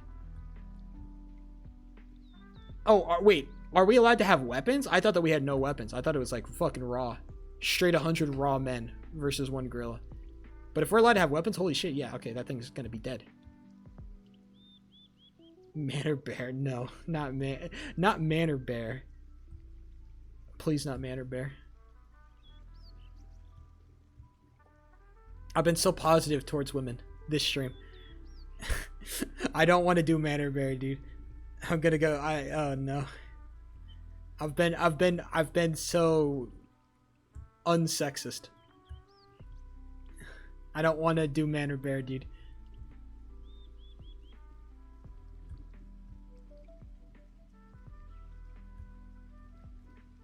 I'm not answering that question. What's the human equivalent if we have no weapons? No, we can harm. Look, we're not like fucking. Does the gorilla have eyes? Does the gorilla have a fucking you know, like we can harm the gorilla, okay? Like a punch, like a gorilla is not just gonna tank a human punch like nothing, okay? There's gonna be damage. No, I disagree, okay? Also, we also have teeth, right? Also, I don't think the adult, like, if the 100 toddlers have bloodthirst, all right, maybe the adult would win. But, like, if the toddlers got bloodthirst, bro, it's gonna be a fucking problem. Yeah, I know, but if we like, somebody eventually is gonna hit an eye. If somebody hits a gorilla eye, that thing is fucked. Alright? And like I said, fight or flight, bro. At some point, the humans are going to start fighting or flighting. And, dude, adrenaline is a fucking superpower, bro. You have no idea. Dude, adrenaline is a fucking... You have no idea what adrenaline is like. It's a fucking problem, dude. Those stories of, like... 11-year-olds drowning 30-year-olds is not that's real, dude. Human fear, but fear, you can only be so scared until you just hit fight or flight, bro. And some people's fight or flight, it's gonna be fight. And when you're fighting and you're really scared and you got a bunch of adrenaline going through you, you're very, very dangerous. Adrenaline is like is the most it's the most insane drug like ever. And we just have it inside of ourselves, okay? The most one-time powerful enhancer is adrenaline. There's nothing that's better than fucking adrenaline, okay? No performance enhancers, no nothing is better than adrenaline.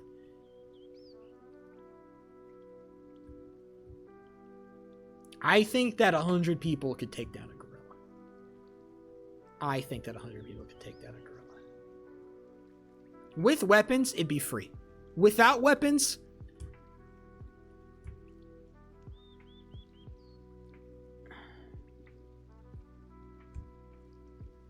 Dude, why can't I get past this?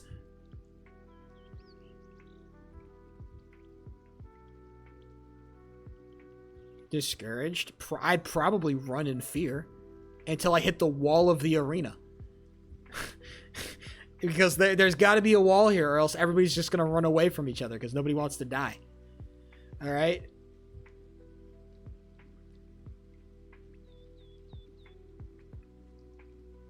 But also there might be, like, you can imagine, like, maybe there's, like, a friend behind me, and I'm like, I'm going to protect you.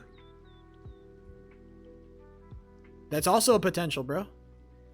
Then I'm like, I'm gonna do everything I can, you know?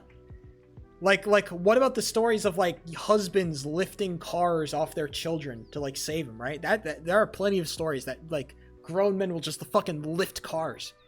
No problem. To save their kids. Like, that shit happens.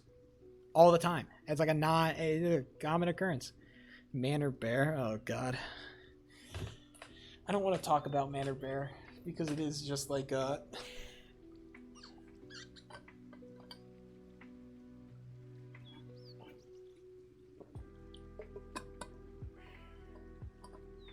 people want to know. You wouldn't harm them? Yeah, I would. I'd come in when it was, like, already injured, okay? If we all jump the gorilla at the same time, it can't take us all down, bro.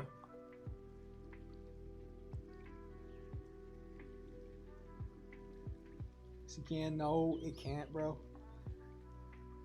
You're imagining this like a movie fight scene where, like, each goon runs in one at a time so that the hero can take him down. It's not like that. It's not like that. I'm gonna take a piss really quick. I'll be back.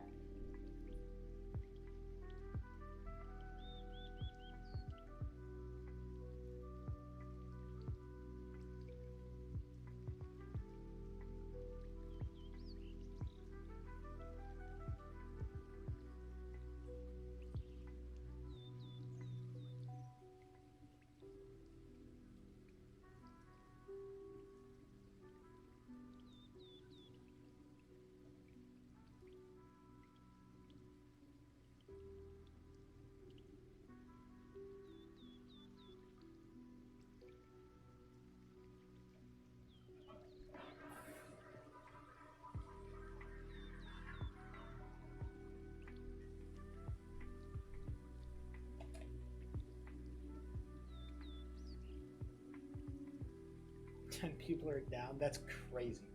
You people actually are like, you guys, like, the gorilla glazing on this stream goes insane. Look at my glove. I'm gonna ride to work wearing this. This is supposed to be used for gardening. I'm gonna use it for protection. It's very mobile though. Look at that. I have so much control. Dude, there's just nothing in the store, bro. I'm not gonna wait to order it off fucking Amazon. I got 2 pairs of these for $5, bro. Protection against what? Protection against, I don't know. The cold. The wind. I would arrest you for that? I don't blame you. They're not there to look pretty, okay? They're not there to be like, oh my god, look at this fashion statement. When I ride to work, I am actively trying to scare as many people as possible to stay the fuck away from me.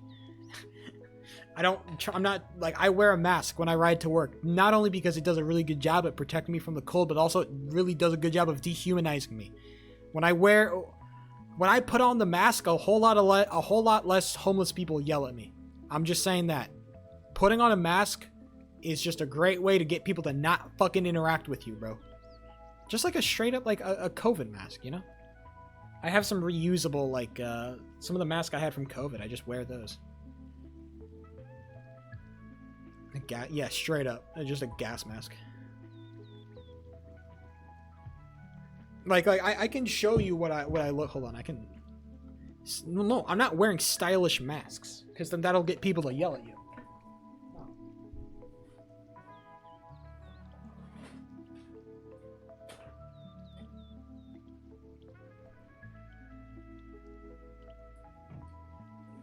I'm just saying. This plus a hood? Look, I've suddenly stopped being human. I'm just an entity now. I'm simply an entity. That goes so hard. I'm simply an entity now. One of my coworkers remarked that they thought I was a serial killer. And that's exactly what I want to be. I don't want to be friendly. I don't want to be your friend. I want you to stay the fuck away from me.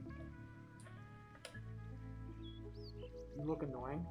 I think that there's a lot of people in masks that sexualize them in a really cringe way.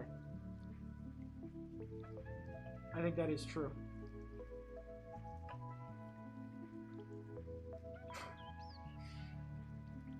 Say something? Oh, you were gonna say some gooner shit? You just look like a weed? Yeah. Unfortunately. there's just a lot of, like, you know, you look cute with a mask on? I don't think I do. If anything, I think it makes my face look fatter than it actually is. It just looks bigger.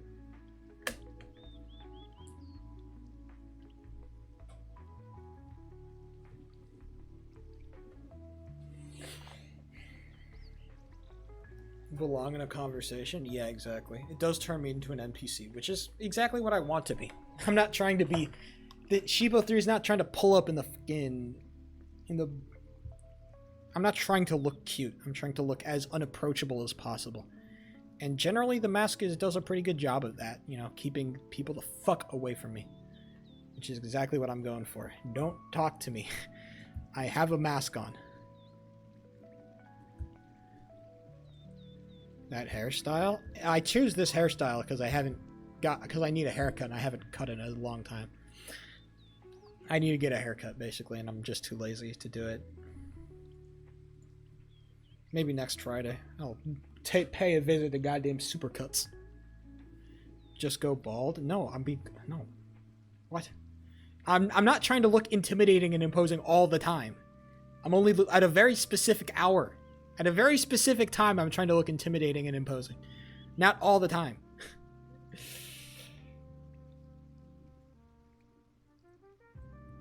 You freak.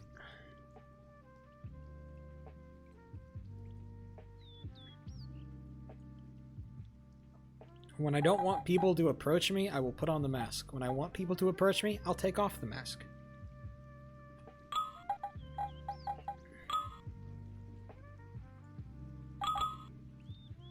Full runs, baby! Let's go!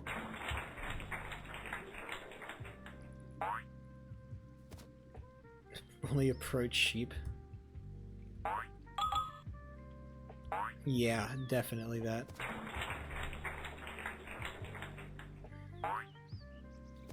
I think if anybody were to approach me at like 2:30 in the morning as I'm biking to work, even if they were like a perfectly nice and reasonable person, I would be like, I am super hyper on edge whenever I'm going to work. It's just like, I've seen shit, I've had shit happen to me, and it's just like, what if it was Pokemon?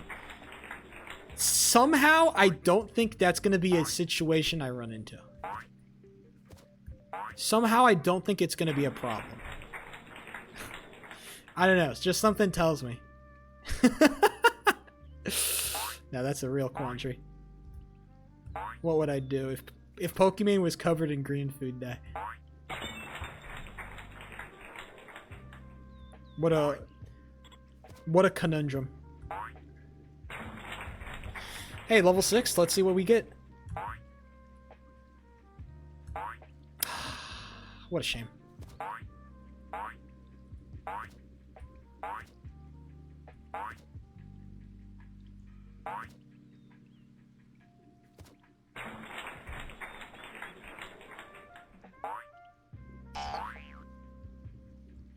And I get the frame perfect on 7. Ugh. What a tragedy.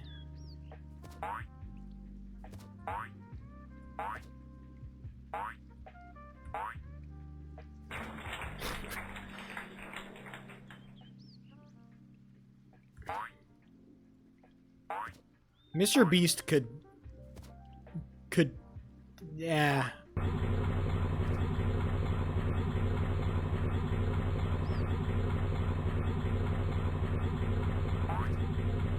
What if Dream approached you?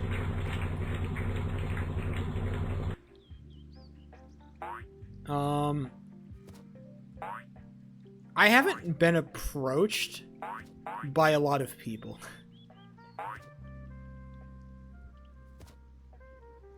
I know I'm not commonly getting approached, if you're wondering. The only people that have really approached me is usually homeless people, actually. Those are the people that are most commonly approaching me on a day-to-day. If I'm just walking around, it's usually a homeless guy. What's the... I've had somebody chase me. There's some homeless guy fucking chase me. That's why you fucking ride a bike in fucking areas like that. Because it's really easy to kind of avoid people running after you when you're just like that much faster. You just fucking speed by them. They can't do shit. But I carry a pocket knife to work. I have that shit on me. Just in case something happens. Jesus, press me. Oh, the classic Jesus. The classic Jesus hypothetical. Is that legal? I don't care. I don't care if it's legal or not. It's happening. Whether it, you know. It's like, I'm sorry. Maybe maybe make the areas I go to fucking a little bit less sketch, and I won't have to carry a fucking knife around. I don't know.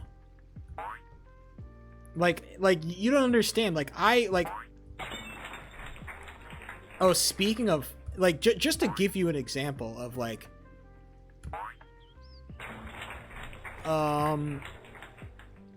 of what I mean by that, management has recently decided to get rid of security. We have security at our building. Management has tried to fucking axe it. When I say that there was a fucking shit show, there was a shit show. It was so bad they had to extend our private security's term just so then they can reconsider options. That's how bad it was. People were fucking mad, dude. And it's like, it's not hard to see why. Like, the news is a very public-facing industry. And so you get your fair share of, like, creeps and weirdos. But also, we just live in a really bad, like, our office is in a really bad area. And there's just a bunch of random homeless people that just, like a month back, there was just a homeless encampment outside of our fucking, like, on the fence outside of our fucking office. There's just a homeless encampment there. We had to fucking call the police to fucking get rid of them. Okay, it's really a fucking problem, dude. There's some real crazies. You gotta quit? Damn, I'd like to, brother. Not that easy, but yeah, it's not a good area at all. That entire place is just not good, dude. And so it's just, you know, it's why like you wonder, like, oh, why is Sheep carrying a fucking knife to work? Well, God, it's a goddamn wonder why. Usually I just try to go and mind my own business, but sometimes that shit, like, at some point, shit just ain't gonna work. And so, you know, I'm ready to do what it takes. I mean, I've already had to replace 2 of my tires from being popped because of probably broken glass that litters the goddamn roads. So much broken glass. Like, I've had to, you know, replace multiple tires, so it's, you know, just kind of the nature of what my life is right now, okay? Who knows? Maybe I'll get that government subsidy to hit and I can buy myself an e-bike. That's what we're going for anyway. It's not very likely. There's practically a less than a 1% chance I get an opportunity to submit an application to get an e-bike. It's opening, the portal's opening on Tuesday. And they said in the email that last time, they opened about 1,000 applications, and there are over 100,000 people waiting to submit an application. Over 100,000 people wanted that shit. And so, if you do the numbers, my chances of getting selected, randomly selected to do a fucking application are very low. I don't have good odds, lads.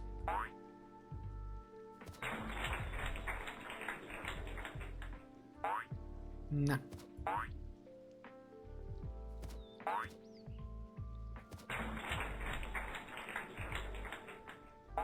Something about a bike just makes me feel safer, I guess. I can just move faster. Also, I'm just more all-terrain on a scooter. Oh man, I don't like some of those unkempt roads that are just filled with rocks and shit. Like if I hit like a big enough rock as a scooter, I'm gonna die. With a bike, at least the tires are big enough that if I hit like a decently sized rock, I'll be upright. I won't like go flying. The rock has to be a lot bigger to really mess with me on a bike. What tires you got? They're just like some they're more off-roady tires. They're kind of like semi-off-road, semi-road tires that just have a little bit more like rubber on them.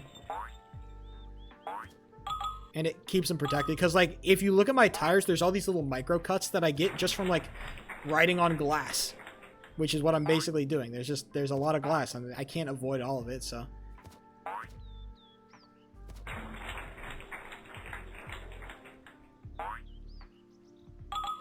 So my tires have to do some heavy lifting.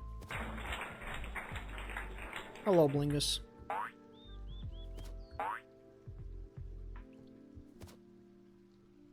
Look, basically what I'm trying to say is that my job is not hunky-dory.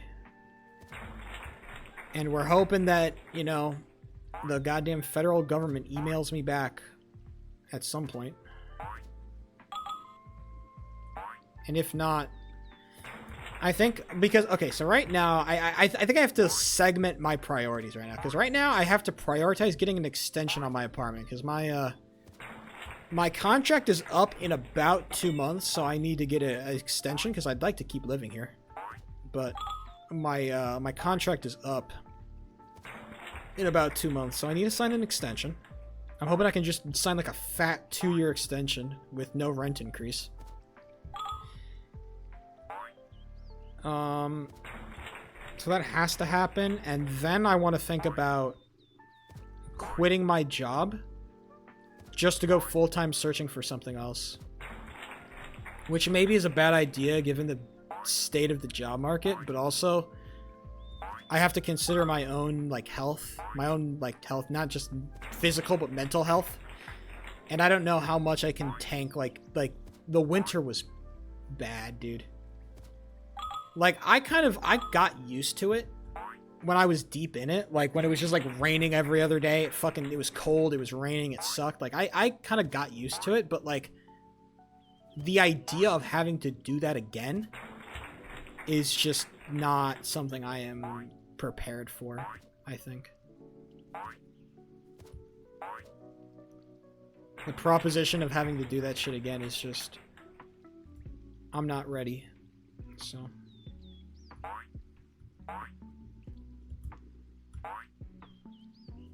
I don't know. Damn. No reset?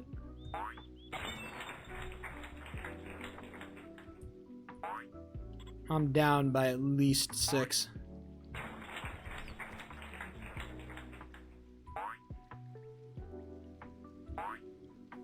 Well, you know. If I'm not gonna get level 6 anyway, who's to say? But yeah. I don't know. I have enough in my savings account that I'll be fine. Like I said, I'll be fine. If things go on as is, I have like a good 8 months of money comfortably in my account. Probably more. I can probably stretch out all my savings up to like close to a year without any meaningful income. But it's just not something that I'd like to do. Just for the sake of my own sanity, but also my own, you know, my financial health. It's not an event. It's a SMP, my guy. It's a server. Why do you keep saying it's an event? It's not an event. It's a server. What do you mean, who told me about it? It just happened. I'm in a lot of event discords, Miras. I hear about these things. Well, you thought wrong.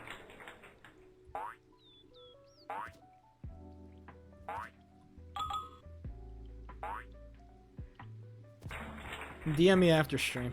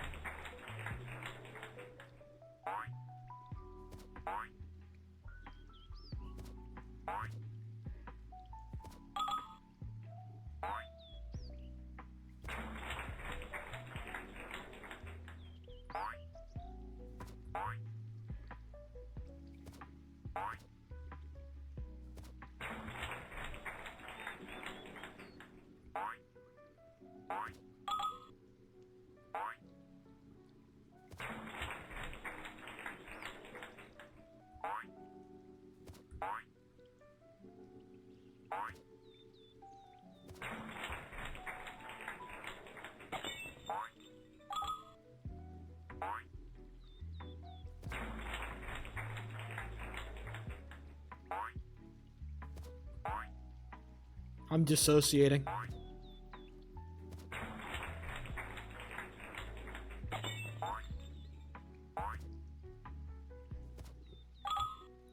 This is what happens when I do full game red ball runs for too long. I start going a little bit crazy. I think that's just the nature of the beast, unfortunately. I should go back to individual level practice. I can stay more sane when I'm doing individual level practice. Ironically enough. Hey, maybe I'll hit it. Hey, I will hit it. That's nice. Maybe I'll actually hit level 6 for once? You know? Maybe? That's a good start, I'd say.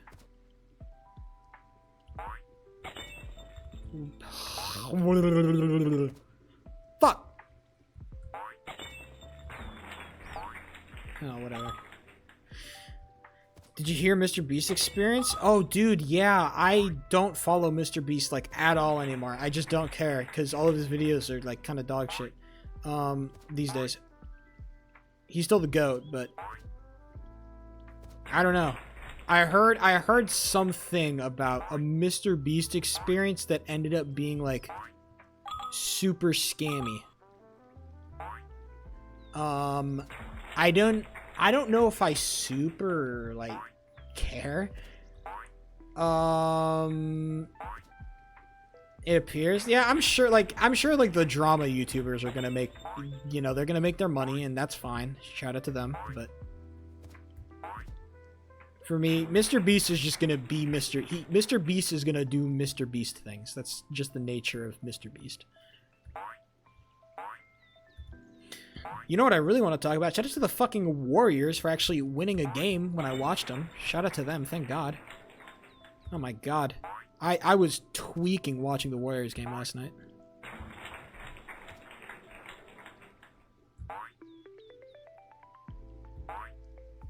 I came into that game at, like, the Warriors' worst stretch when they just benched Curry and they couldn't score for shit. I remember just yelling, just being like, "Fuck, you people can't do anything," and they couldn't. And then Steph came back into the game. He did everything. He was getting face guarded, and he still scored like 7 in a row. Got the Warriors some momentum into halftime, and then out of halftime, they just started cooking again. And I'm like, wow, it's like the Warriors can actually be a good team when they can feel like it. It was so nice, finally. Like, oh my God, some decent basketball. Now, was it like perfect basketball? No, but it was like, hey, against one of the best defenses in the league, we're still getting it done. And our defense was doing okay. You know, it wasn't perfect. But Draymond Green is still an amazing defender. And we still have some people putting up work, okay? Buddy Hield is a basketball terrorist, and he shouldn't play. He scored 17. I don't think he's that good. I think Buddy Hield is a certified fraud, and I hope his ass gets dropped next season, because he's a liability every time he touches the floor. People just see the 17 points he put up. He's like, he made it happen. No. No. Buddy Hield is a liability.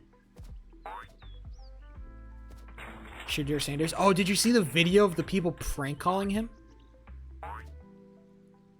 First of all, I don't really care about the draft, so I don't really care about this guy's story. That was fucking I saw some people get so mad about it, and I'm like, you people are so lame. Can you not have fun? Like, oh my god, it's some guy who's some college prospect who's about to make fucking millions in the NFL. They die. Oh yeah, of course. I don't know why they would ever post that video. I think that was the stupidest shit. Like, why would they ever post that video? What were they fucking thinking? I think people are trying to make this like whole thing like a racism thing. I think that is so cringe, dude. I think there's a much simpler explanation between the NFL hates black people. It's just that probably this guy is probably a bit of a narcissistic prick and people don't want him on their organization. Is it not fucking so hard to imagine that? Like, maybe people just don't like this guy? Like, I heard his interviews were really bad, so... Also, apparently he's got, like, a super, like, his dad is super, like, overbearing. Like, can you imagine that maybe some NFL teams are like, hey, this guy's probably not super coachable and I don't want him on my org? Is that, like, so hard to believe? That people just wouldn't want him? Is that just impossible to imagine?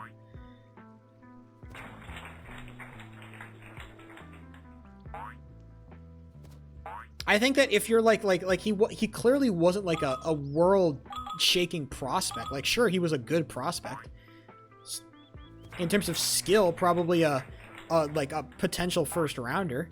But he wasn't a world-shaking prospect. And if you're gonna say like, hey, I don't really want to give a guy a chance who seems very uncoachable, who people in our organization don't like why would we want to draft him, right? Like, I'd rather draft a worse person that has a lot more potential upside and is not gonna like fracture the organization because he's a narcissistic asshole, right? Like, that's not impossible to imagine. And she's the next guy. I mean, like, he could be like a Cam Newton. That's what I'd imagine. I think that's his peak, like a Cam Newton run. But Cam Newton fucking fizzled out and died, like, real quick. So, from my unprofessional analysis, because I didn't watch any of the film. I don't really care about the draft. Maybe he could be really good. Hey, it's a possibility, but hey. He got drafted by, like, what, the Browns? The Browns are super fucked as an org. I don't know, he got maybe the worst fucking deal, bro. The Browns? The guys with the Supermax contract with the goddamn rapist? Yeah, man. You definitely want to be on the Browns organization. That's a great org. Charles, it's been a while. Hey, Charles, I got a question for you. I've been seeing some things about Europeans. And I want you to confirm. I've been seeing some shit about Taco Friday. Apparently this is like, I don't know. Apparently this is a Swedish thing. Taco Friday. I don't know what the deal is with Taco Friday in Sweden. I wanted to know if you have any knowledge of this. I'm not Swedish. I don't know if you know anything about Taco Friday. I know you're not Swedish, but Soup Sunday. All I know is that I've heard a bunch of people I've seen a bunch of people talk about how on Friday they basically eat white people tacos with like the flour tortillas and the ground beef with the taco seasoning and a bunch of like tomatoes and peppers and shit and cheese and guac or salsa or whatever. I've been hearing a lot of that. Like, basically a bunch of Swedish people just eat white people tacos on Friday. It'd be taco... Well, it's Taco Friday, because, you know, it's, I don't know, Friday. It's only Taco Tuesday, because it rhymes. But, yeah, that's kind of what I'm trying to... I wanted to know if you had any knowledge of this. And if not, then that's fine, but, you know. People are saying things about Europeans, and I wanted to confirm.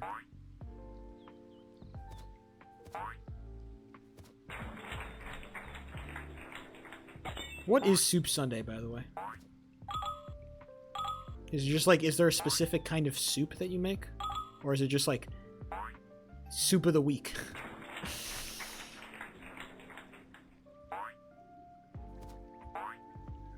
Any soup on Sunday? I can get behind that. I am not the biggest soup guy. As a man, I'm not the biggest soup guy. But I'm not gonna say I would not go out of my way to choose a soup, but I'd also not say no to a soup. If the soup's good, then I got no beef with soup. It's not my first choice. You know what I'm saying? I fucking missed it? If I hit 6, I'm gonna fucking cry, I think.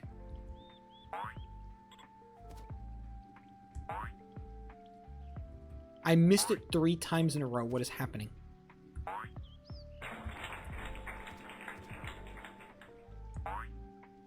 I'm gonna hit it. No. Okay. Oh, thank God. Bro's never had beef soup. I'm saying, like, I think beef soup is great. I'm just saying, like, would I rather have beef soup or, like, a steak? You know? And it's like, the choice is clear.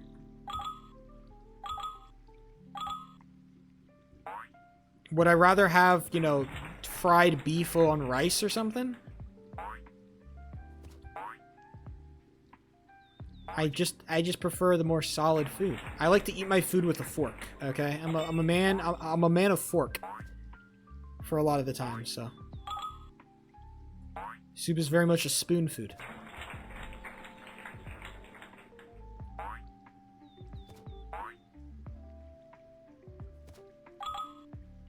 I eat steak with my hands. I've eaten steak with my hands. I've eaten cold cold steak out of a plastic bag. This has happened many times. I've eaten cold steak out of a bag. That shit it wasn't gas. I'm not gonna lie to you and tell you it was gas, but it was nice. It does. It's very caveman. Eating over the sink. I like it. Yeah, Progeny Season 2, baby. Mears only wants to talk about the Cobb on SMP. I don't care. Do you look at calories when buying a... Yes, I do. I have a plan. Once I get a better job, I want to totally revamp my diet. Like, I buy the fat-free cheese because it's just so much less calories. I like eating cheese, and I just get the fat-free stuff because it's just so much less calories. I'm literally dropping like 50 calories per serving on the fat-free cheese, even though it kind of tastes like shit. There is not chorizo. The chorizo does not have a place in the diet. I talked about how I've been eating more beans, though. Beans have been the new trend.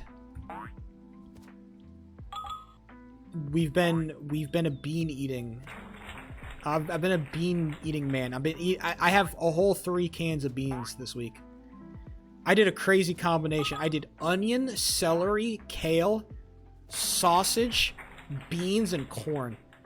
And I mixed them in a fucking pot, and I put them on rice. It is like the most fucked up Chipotle bowl ever. I got a girlfriend? Hell yeah. Is it like a real girlfriend or like a... Or are you an eat-ater?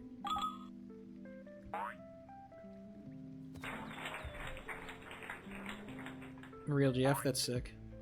Yeah, on the protein subject, here's what I'm gonna say about, like, general health. I think protein is actually super free to get because of just modern day protein powders. Like, protein is so fucking easy. Like, literally just find, like, one high protein, like, either just drink a protein shake or just find one high protein thing that you can make with protein powder. I'm a big promoter of baked oatmeal with protein powder, by the way, Doggo. If you're interested in a high protein breakfast option, I think baked oatmeal is the way to go. But, what am I doing?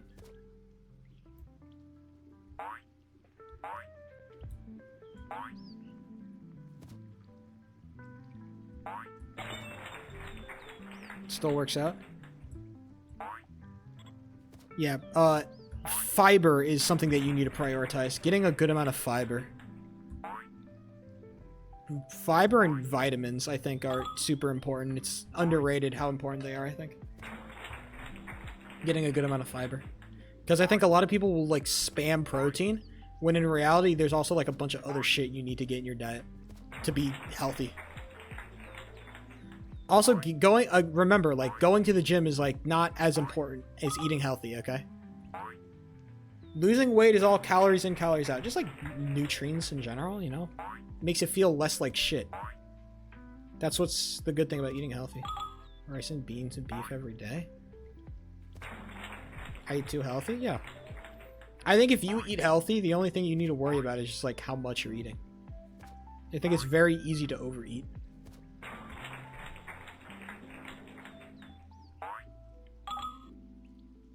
I think I eat too many calories.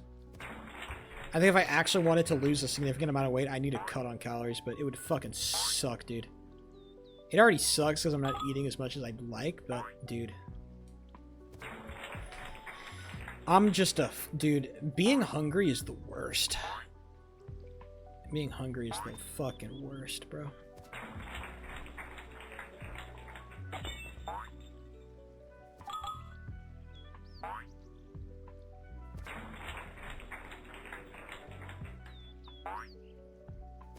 It's why I can't imagine I'm going to drop a super amount of...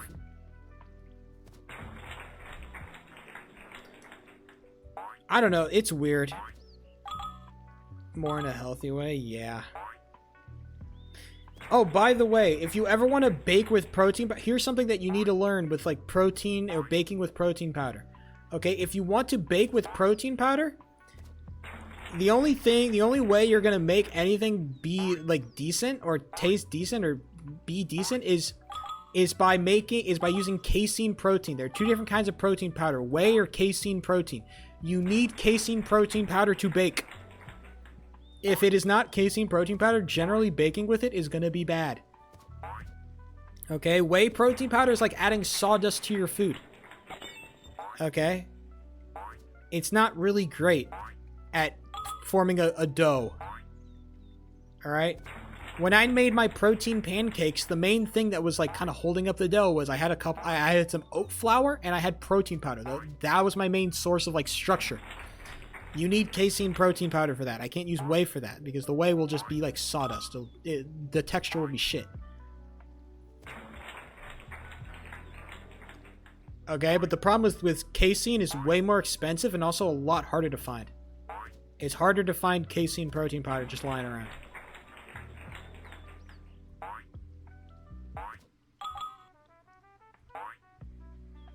So I have a thing of casein protein powder just sitting there waiting. Maybe I'll use it. I wanted to, like, I don't know, try some other recipes. So I just have it waiting. I went on my little adventure to buy casein protein powder.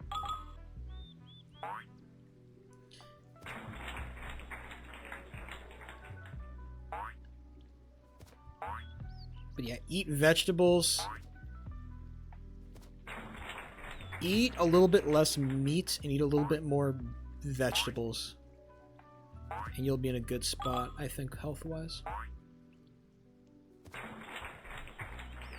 Most studies kind of bear this out. Generally, eating less meat is probably a good thing. Also good for the environment. Also really good for the environment. Eating a little bit less meat, great for the environment.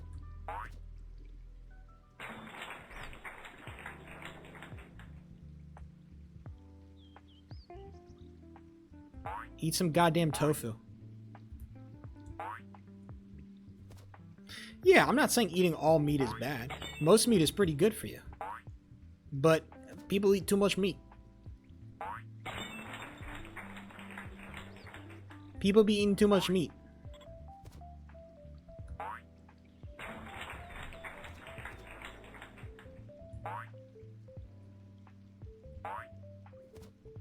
Damn, I cannot hit level 6 for the life of me, brother. I haven't had a successful level 6 like today. It's been bad, brother.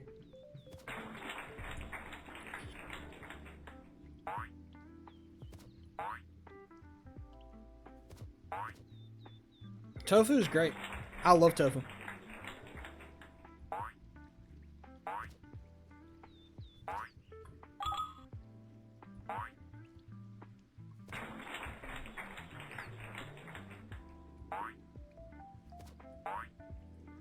Is corn? I thought corn was like super dog shit, like nutritionally though.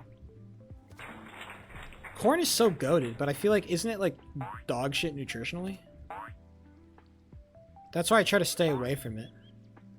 Maybe I've been baited. I love corn. Corn is like unironically easily the top one vegetable. Tastes so good, who cares? Well, I care because I want to be healthy. Corn is fucking amazing, though. Easily the best vegetable.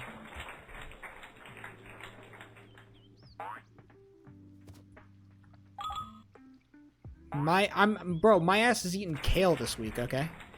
And you know why I can tolerate it? Because I just spam spices. That's the secret to cooking, just spam spices. It's really easy to make shit taste passable. Just put spices on it. Spices are a cheat code, bro.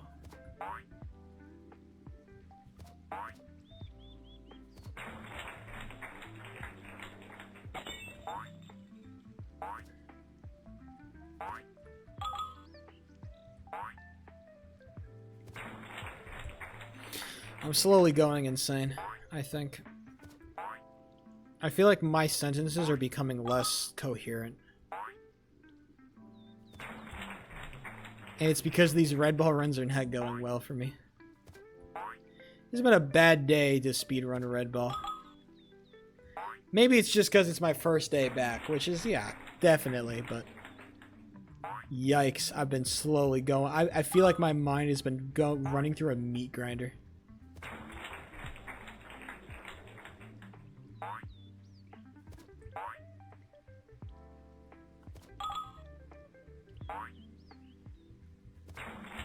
No, I need to get sub 3. I need sub 3. Because if I get sub 3, then my options for what I'm allowed to stream open dramatically. And I really want sub 3. I really want to get sub 3. And you know how cool it would be if I got a sub 3 run? That'd be so sick, dude. Sunk cost fallacies in full effect.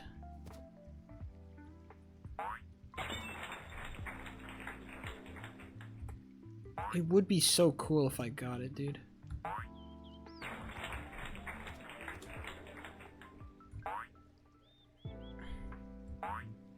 Damn it! Dude, I've played so much Red Ball, and I'm so close too. I feel like I'm just one decent run away. Like, look, dude, look at my level 8 practice today. My level 8 was so good today. And it's like, this is my first day back. My level 7 is so good. My level 8 is good. My level 9 is getting better. My level 10 is, you know, definitely better than it was. Level 11 is going to be dog shit all the time, so there's no really fixing it. Like, there are tangible improvements from all the practice that I've been putting in. And I want more. Do you understand? I want this. Because this is a hard thing to do. Sub 3 is hard. It's so hard. And I'm going to get it.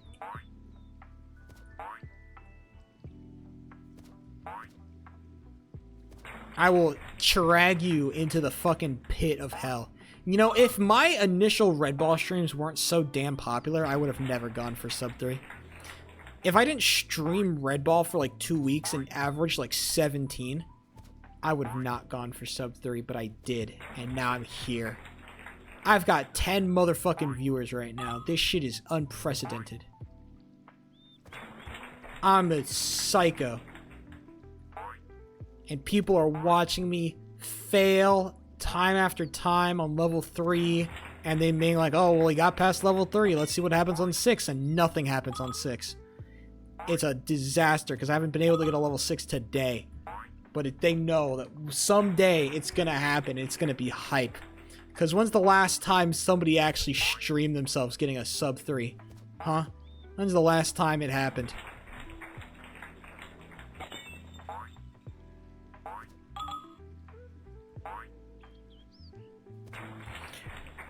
No, I actually physically cannot go for world record because I don't have the hardware. I don't have the hardware to go for world record. It's literally it's not even a skill issue, it's a hardware issue. Which is why I'm not touching world record. And also because I realize like how hard the grind is actually so fucking impossible. This is why this is why I won't be speedrunning anything for a while. I will not be touching speedrunning in any meaningful capacity for a while after I'm done with all this Red Ball shenanigans, because I am just not built for it, bro. It is fucking just so rough. That's just an excuse? Maybe. But this is like there's a lot of this that is just not very fun. It's just not fun to fucking do the same thing over and over. And even if it makes good content, and it does, objectively, I think I'm more entertaining. I'm more talkative when I'm doing this. It makes for generally better stream content. It's also fucking soul crushing for me as a person. Me as the gamer, I want to feel invested in the game. And when I'm just pressing the same things over and over again in a goddamn loop, it's bad. What do I get the most views on? Easily Red Ball. Red Ball is easily my most viewed content. That's why I do it so much. And there's a part of it that I really enjoy, because again, like the conversations that I have, like especially in the first hour of stream, first hour sheep streams are always peak because I got the most energy and I have, you know, the conversation is peak, bro. Oh, dude. If I talk about man versus bear, it's gonna be a more meta discussion about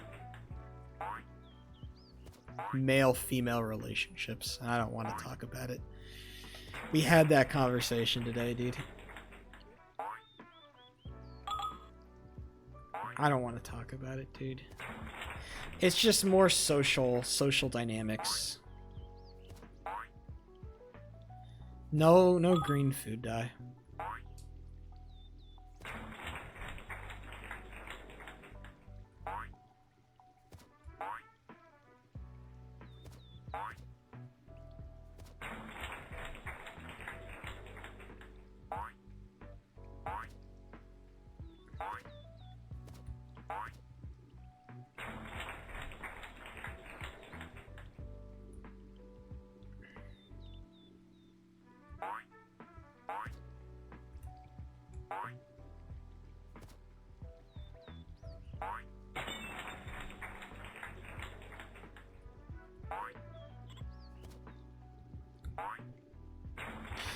I wonder what I get.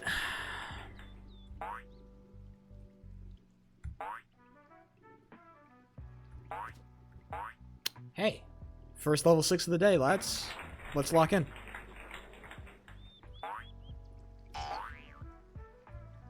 Oh, shit. Well, you can't win them all, I guess, but it's not impossible to come back from. That is rough, though. That is a rough boxes.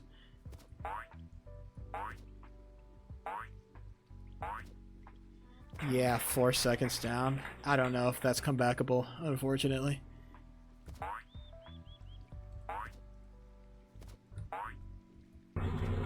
Nice level 8 so far. We'll see what car gives me. That's passable. That's passable. In terms of all the cars ever.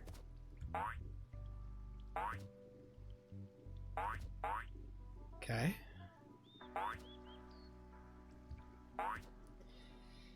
That is not the greatest, but nice.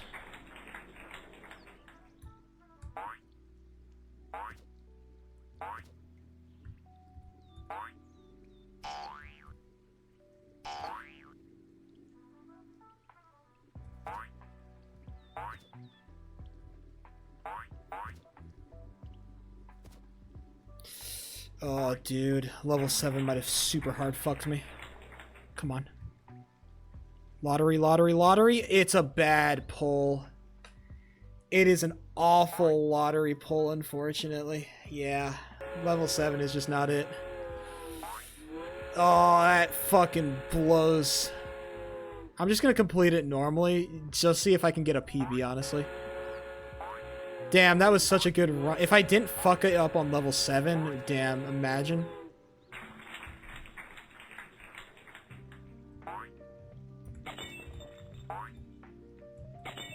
Bro, I forgot how to do... I forgot how to do level 12. Ah! I forgot how to do level 12. No, I forgot how to do level 12, dude. Ah! All right, what's the final time? 3:27. That is a personal best by about 25 seconds, I'd say. That's about a 25-second improvement. That is 3:27, lads. It is an ugly... Oh, dude. If I didn't fuck it up on level 7, I was doing so hot.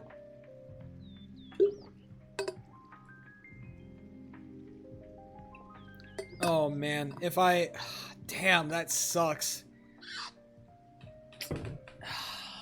Wow. Just missing that one frame perfect on 7 will just kill that run. That is brutal. Alright. Well, that was pretty cool, I'd say. I mean... Hold on. I'm just going to take a break for a second. I'm just going to bask in 3:27. That's not a bad time. That's not a bad time at all. That is not a bad time at all. It's not what I want, and it's not the end of it, but hey, we're somewhere. I'm going to take another bathroom break, and we're going to go back to attempts. Hey, I made it past 6, though. I can say that, finally, today. I made it past 6.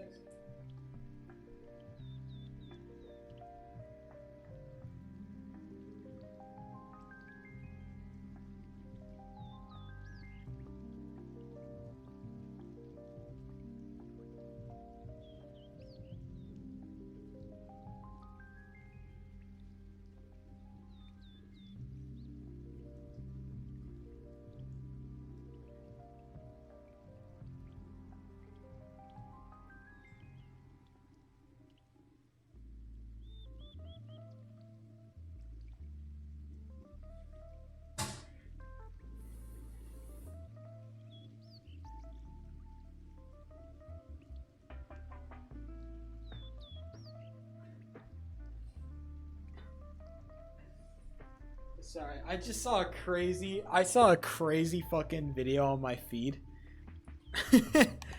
I don't know why it popped up because I haven't watched like this guy, and I saw a fucking Destiny video pop up in my feed. I'm like, I haven't touched Destiny in a while. Why is Destiny showing up on my feed? And the fucking video title, it was titled "Reviewing My Court Documents." Like, bro, bro. That's really crazy. Hold on, how do I reset my goddamn timer? Exit. And I'll just restart the program because I don't know how to reset my splits after completed run. Yeah, this reset it, like Reviewing my court document is so fucking crazy, dude.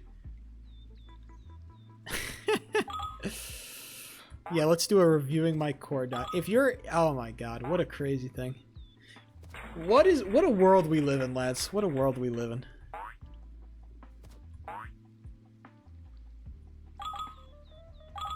What a world we live in.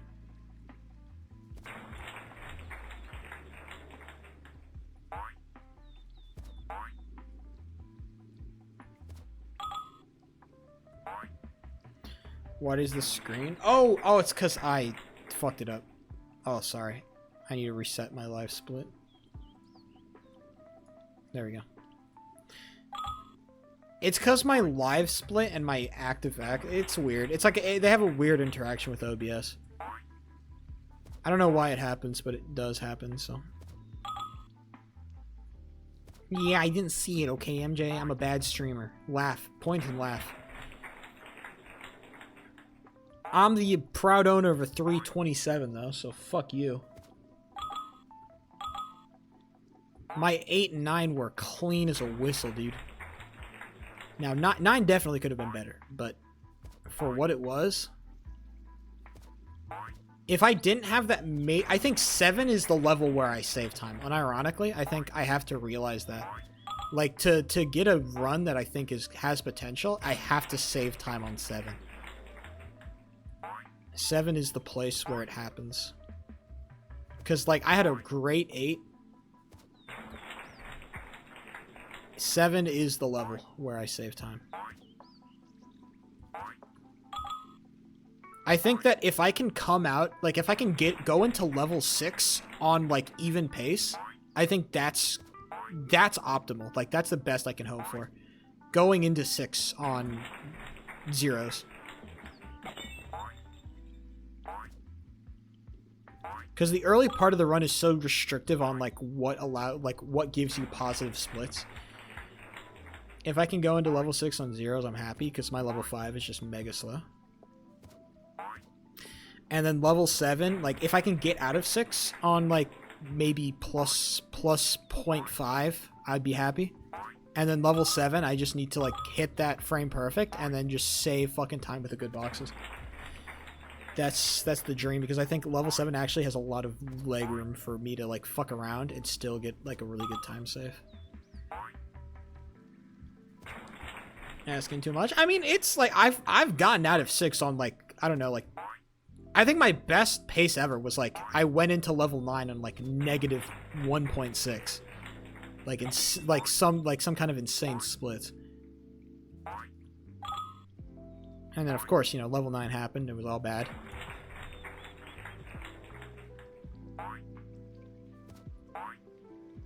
And then I'm generally a lot more confident in my 10, especially because I just hit it first try, basically. And that was like, damn, I hit level 10 first try? That's crazy. So I was really happy about that. And then level 11 is just, it is what it is. It's like inserting a card at the lottery, you know? Maybe you get it, maybe you don't. Certainly you can get better odds, but... Man, level 11 is just what it is.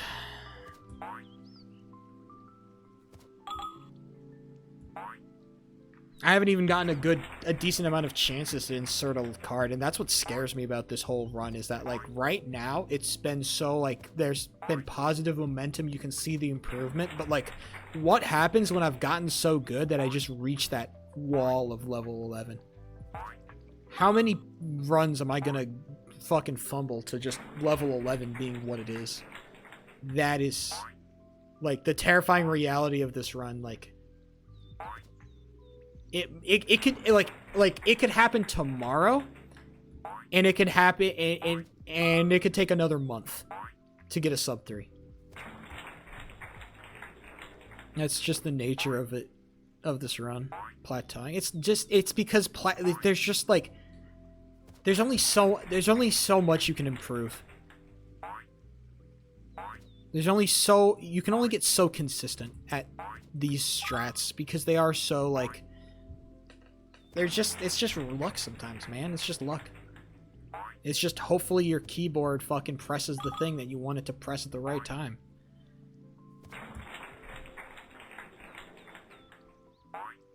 Like, I don't know how much better I can realistically get at level 3. Like, I'm already, like, pretty solid at level 3. Like, how much better can I get? I'm already getting that first frame perfect. Like, I'd say 70, like 60, 70% of the time I'm getting the first frame perfect. And then the second frame perfect, like, yeah, sure, it needs work. But, like, there's just, I'm not getting a lot of returns by spending a lot of time practicing level 3. Most runs die at level 3. Then another chunk of the runs that get past level 3, most of them die at 6. And then the runs that get past 6 are just like, it's just lottery. But I've gotten so much better at 7, 8, 9, 10. Like 7, 8, 9, 10 are just so much better now, and I feel way more confident that I'm able to get pied by them without running into too much trouble. And then level 11 is just what level 11 is. And then hopefully I don't choke level 12 because I just haven't been touching it because I don't really need to. I don't want to lose a run I get out of level 11 just to choke on 12. I need to make sure I'm consistent at 12. make sure I'm maintaining my 12 practice because it is easily my least played level. So don't choke on the final hurdle.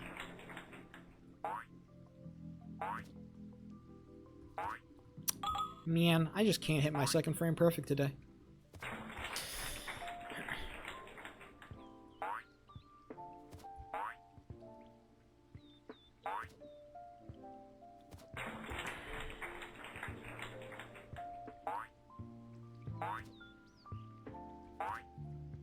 What is with me not being able to hit my my second frame perfect? I actually don't understand. I've been hitting that first frame perfect so much, and then the second frame perfect has just lost everything. What happened?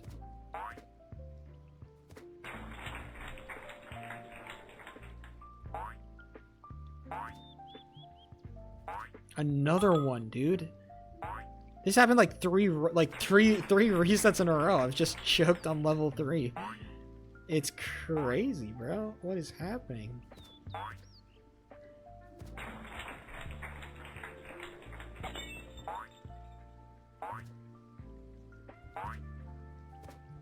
I get it, finally. Jesus. That's not a good start. Not an amazing jump either, but... No, I'm too far forward. Kill me.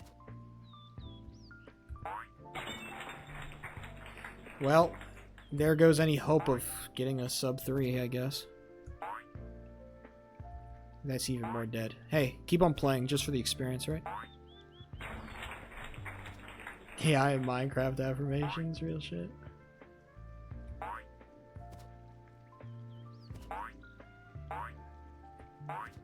This is just like, I don't know. I don't know how loud my music is in comparison to like the game or my voice. I don't know how overpowering. It looks pretty quiet on my screen, so I don't know how overpowering the music is. I just want it to be like a little background thing. Yeah, it's quiet. That's just the point, right? I don't really want it to be like super deep in the mix. It's just there to fill up dead space, which is just inherent, like naturally it's gonna happen. And I think just like having something to fill up dead space is just generally a good thing.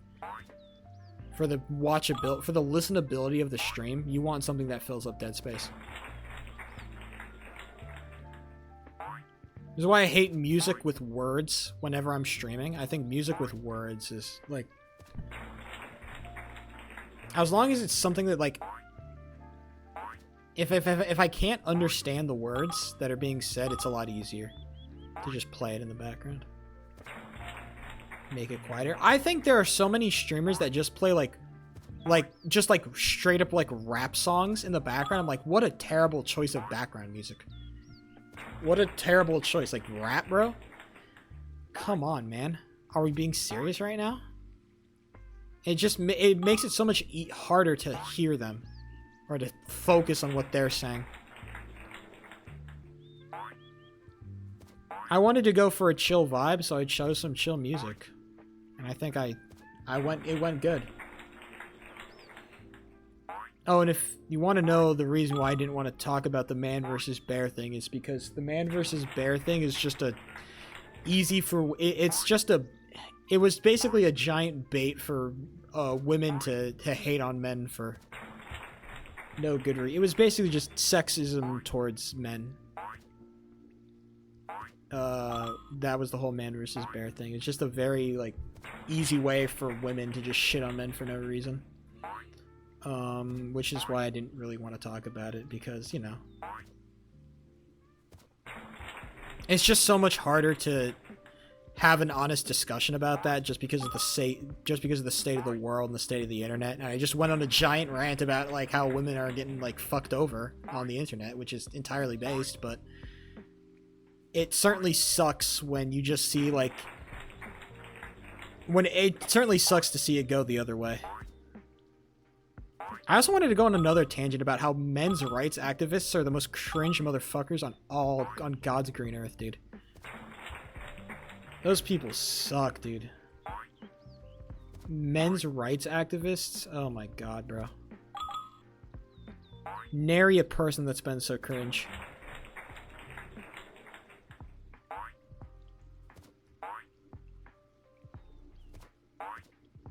No, it's not just because of that. Because there are, like, some men's rights activists that are not, like, outwardly, like, red pill.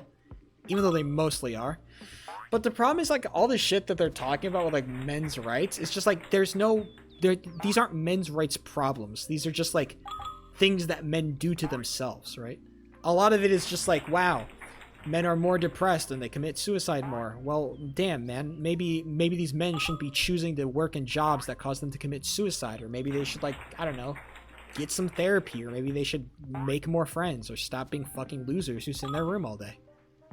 Right? It's like, these are, like, I'm very much on my personal accountability arc. I think that we all need to be taking a little bit more personal accountability for the situations in our lives. And maybe that's just the nature of what it is, of where I am right now, but, like, I'm on my personal accountability arc, especially with, like, politics and whatnot. And I think you people just need to lock in, bro.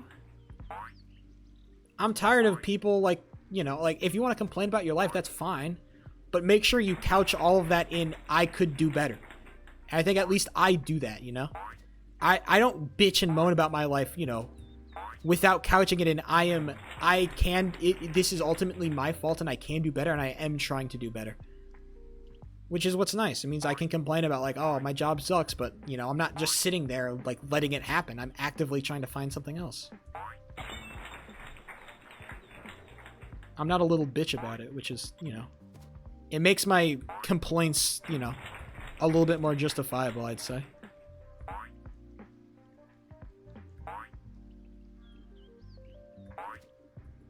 Oh, no! Hey, maybe? Maybe? Oh, no! I missed the frame perfect! I missed the frame perfect again! Oh, it's over. Okay. Now this is just a meme run, unfortunately. It was a serious run, but it is a meme run now, so a tragedy, I'd say.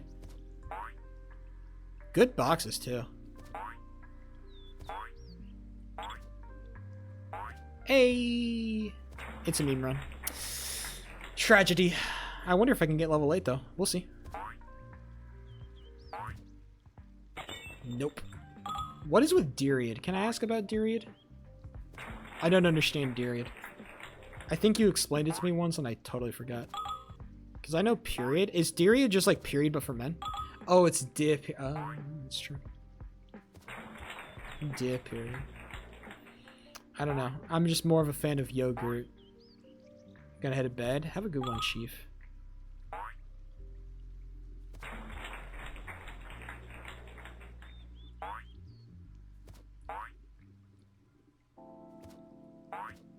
Gert, yo.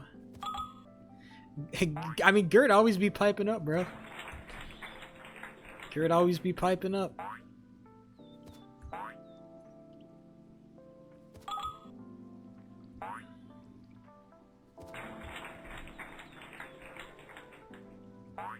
I think it's really funny how men has just commodified female slang. Or is it female slang or is it just gay people?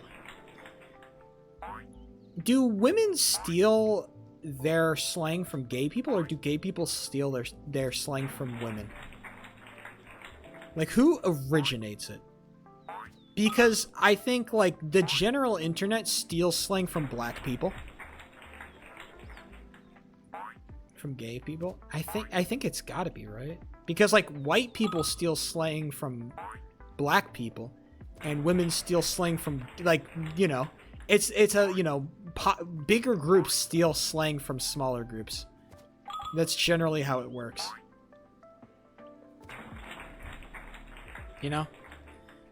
So it does make sense that women would steal their slang from gay people as opposed to the other way around. Because women are the larger group here, so. Exactly, they just gentrify slang. It's how it goes, dude.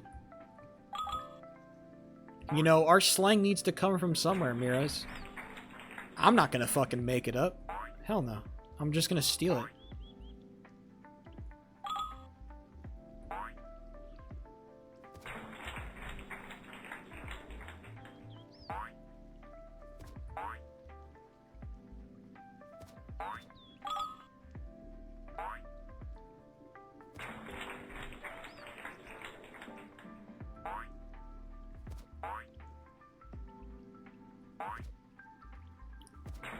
-3? That's my favorite number. It's not my favorite number. It is actually my favorite number. Wait, hold on. 3 is like my favorite number. Is it? I think it is. I think 3 is my favorite number. I like 3. I think 3 is a great number.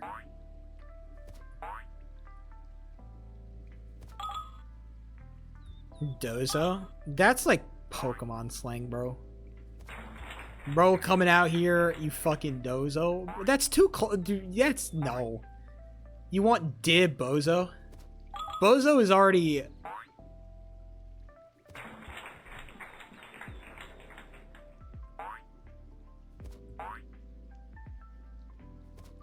Look, I already think that the most impactful recent cultural slang-related event that happened was TS becoming a widely used term. I think TS is going to stick around for a while, okay? We're not losing TS in a hot minute, bro. Shit's going to be here.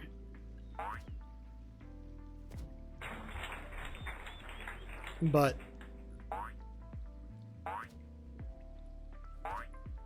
this? We've been using this? I use both of them. I think this TS is the best way to do it. I think both of them makes it really makes the point, you know? Because TS is just slang for this, so.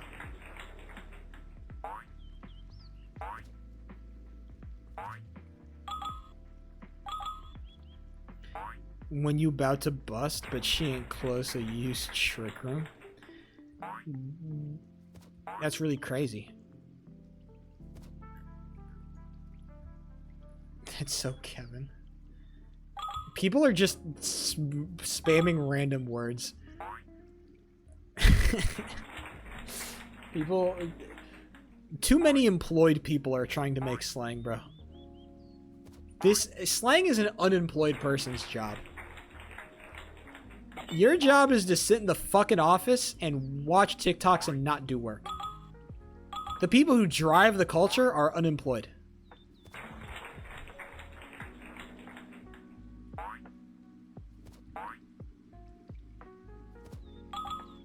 I think you're too deep in Pokemon, Miras.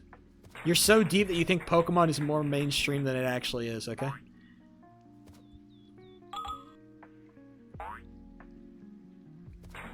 Look, the last time that Pokemon was like the biggest thing was when Pokemon Go was popping for like a month. And it was popping. Miras gets... You guys talk about me having hyperfixations? Fucking Miras has crazy hyperfixations.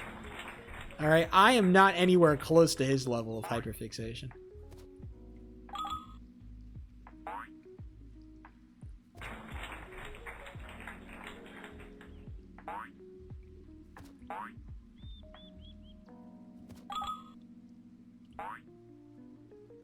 He's good. He just misses dope. I mean, exactly. It's not unhealthy. He's having a good time enjoying life. You got anything meaningful you doing on the side, Mirrors? You working at like an internship or something? Making something out of your life? Get an internship. You know what? Get an internship just for the shits and giggles. It's good for you.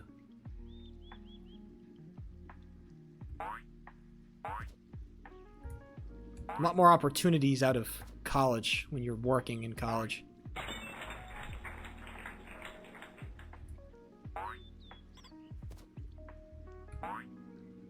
No, I fucked it up. This runs bunk. 5 seconds, this runs bunk.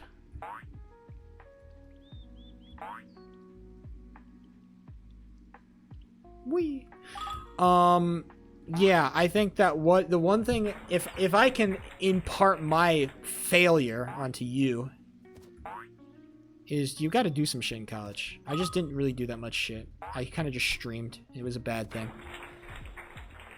Get a fucking internship. It's just, it is going to be so much better for you and for your job prospects. Out of college, it is just so much better. It fills up your resume really nicely. Do that. Get some shit that fills out your resume. Shit went out. I just kind of went shopping, and I got all my shit. I got a lot of like mini tasks done, which was really nice. Were you miserable? Not really. I got a lot of shopping done, and I watched the Warriors. I went to Goodwill. I didn't find anything, and also I'm super glad my phone went out of charge, because if I tried to dude, the Goodwill was fucking packed, bro.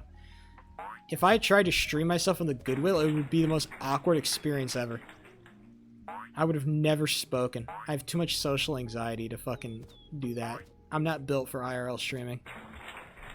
I'm not built for it. Yeah, dude. Are you kidding me? The Goodwill is fucking packed, bro. People love the Goodwill. Also, it's not a super big store either, so. It is just not a very big store at all. Yikes. I'm gonna be -2. Well, we have a pretty small Goodwill, so. 1 frame perfect off.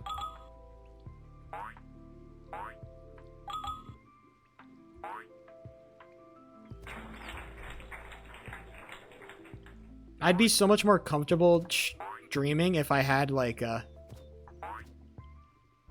thrifting. Yeah, it is. It's just thrifting. That's all Goodwill is.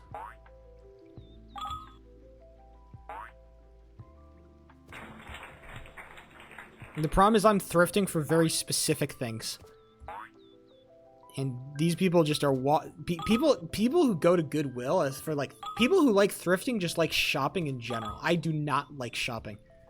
I want to get in and I want to get out. I don't like shopping. And it's why I don't really like Goodwill. And I don't like kind of like the Ross Dress for Less places, because I shop there because it's cheap as fuck. But I hated it because I fucking hate shopping. And if you like shopping, of course you're going to be there, right? That's the place to be. You'll find great deals on shit. But if you hate shopping, yeah. When I was a kid, I hated going on fucking errands with my mom. That was like the worst part of like my Saturday. It's like, time to go on errands. I'm like, no, it fucking sucks. It's miserable. Because I hated shopping. Bro, twice? What is happening? Well, this run is bunk. But, hey. We're doing it for the shits and gigs now. I wonder what I get. That could be good. Nope. Yeah. As an adult, it's a lot better. It still sucks, but it's better.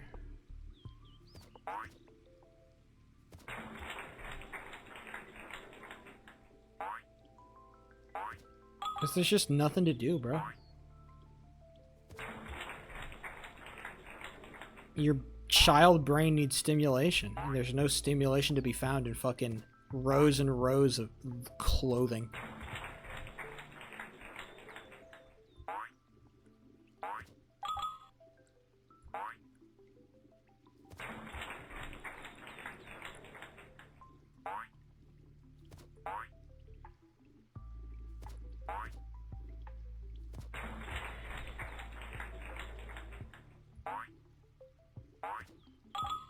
I saw somebody pose a hypothetical. What if Costco started selling weed?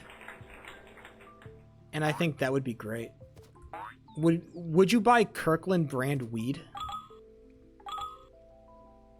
And I think that the the universal concept was like people were excited about the prospect. Oh, you would? Oh, of course, yeah.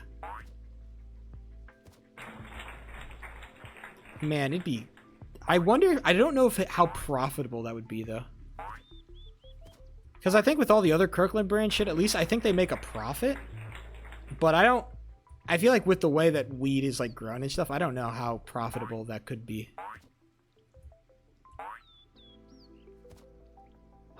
Dude, growing weed is actually fucking crazy. Isn't that, like, super hard to grow weed?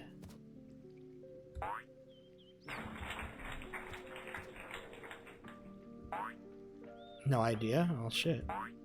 I was hoping you knew.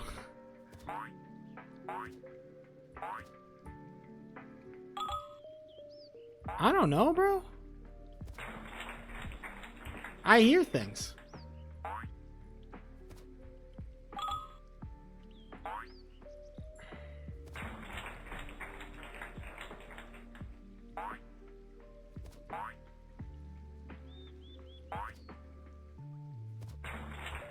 Be an alcoholic.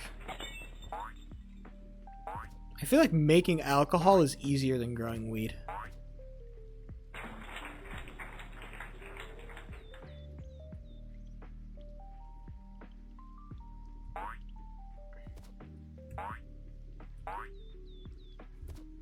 Damn, what an awful level 4, huh?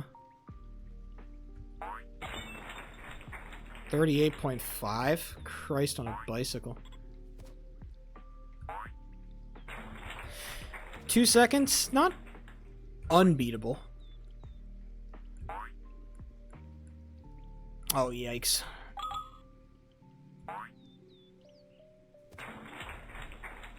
Yeah, moonshine? Well, yeah, pretty much.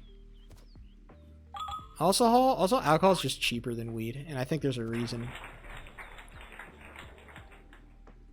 Plants are more difficult to manage than fungi.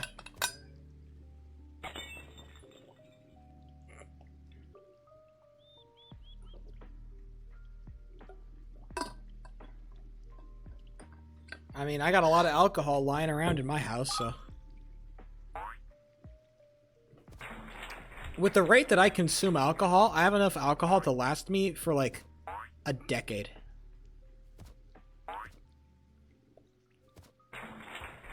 Easily. There's a lot of it I don't want to touch because it's, like, pretty good quality beer. And if I open it and I just leave it open, it's gonna, like, degrade pretty quickly. So if I just keep it closed, I can just, you know, I can pull it out whenever. Bring it to a party or something. I might do that. I might be going to a party soon. I don't know if I talked to you guys about this.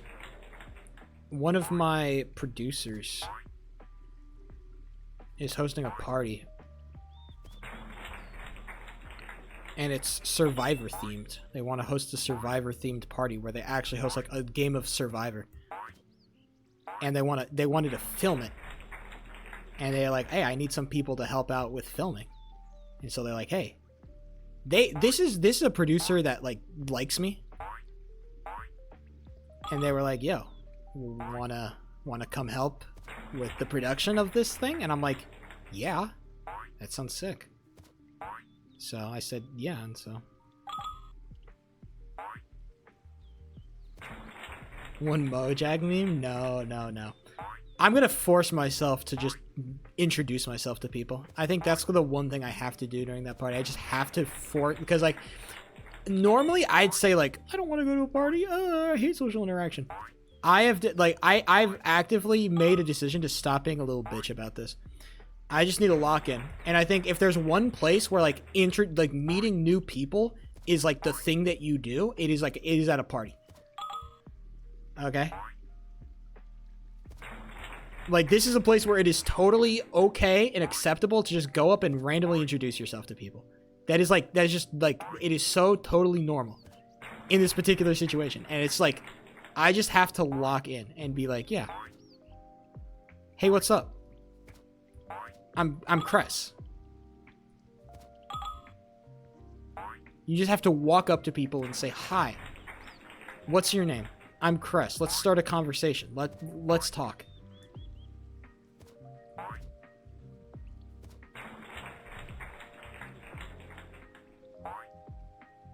I don't know how that works. I think I'm being very, like, autistic about social interaction. Because I'm trying to, like, I don't know. I'm trying to logicify it too much. That's not a good thing to do, but I don't know. I'm trying. How do you start a conversation with somebody at a party? I'm gonna look up a WikiHow. And when oh boy. When I pull up my WikiHow, it's gonna be over. The greatest conversationalist ever. I'm gonna go down the conversation tree. I'm gonna select all the correct options.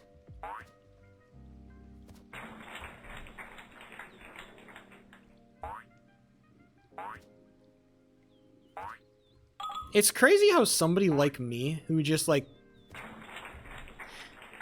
I feel like I'm a hypocrisy of a person. Like, I am somebody who is so much about, like, data and numbers, and I like doing stuff that's very, like, data-oriented, and whenever I argued, I liked stuff that was, like, I could win at the argument, I could have the correct opinion, because the data, like, proved me correct or whatever. And yet I've become, like, I've become an artist. Somehow I've become like this person who's like who values art super hard and the artistic process, all this shit. And like how can both exist? How can both versions of me exist, where I'm like ooga booga data man and I'm also somebody who likes art? I don't understand it. I think it's why for a long time, when I was especially in high school, it's why I didn't try to pursue more artistic stuff. I did a little bit, like I did a little bit of drama and a little bit here and there, but I stuck mostly to like very like I don't know, data literal clubs, like stuff where I could be like, if I do enough research and I use the data, I can win at this. And I stayed away from touching art, even though like I'd be like, oh, this'd be cool if I could do this. But I always thought I was just like, I was somebody who's gonna be like, I'm a data person. I like doing... I like sticking with facts. Cold, hard facts. I thought that was just who I was. And then pandemic hit, and I started doing this streamer shit. And then everything kind of collapsed, because I started doing this more artsy-fartsy stuff that's more like liminal. I don't know the good word to describe it. And then I've kind of totally flipped. And yet I'm still somebody who likes logic and consistency and all this stuff. And so it doesn't... It's weird, I think, for me to be both when I thought I could only be one. Jesus. Well, Run's dead. 5 seconds. Brother. Light waterfall? Make maturing a philosophy thing? I don't know if I tried to make it a philosophy thing. I don't know if I tried to make it that. It's just...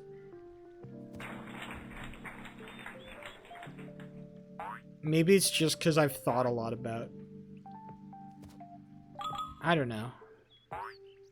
I think way more than other people about, like... what I've how do I say this without coming off as like a weirdo? Or how do I say this and make you understand what I'm trying to say, I guess. I think a lot.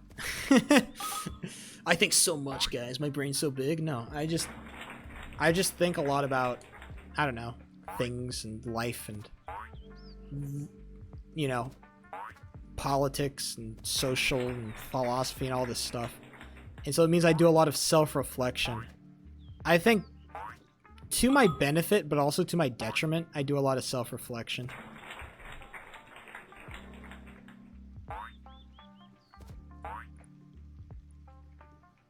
No, I don't.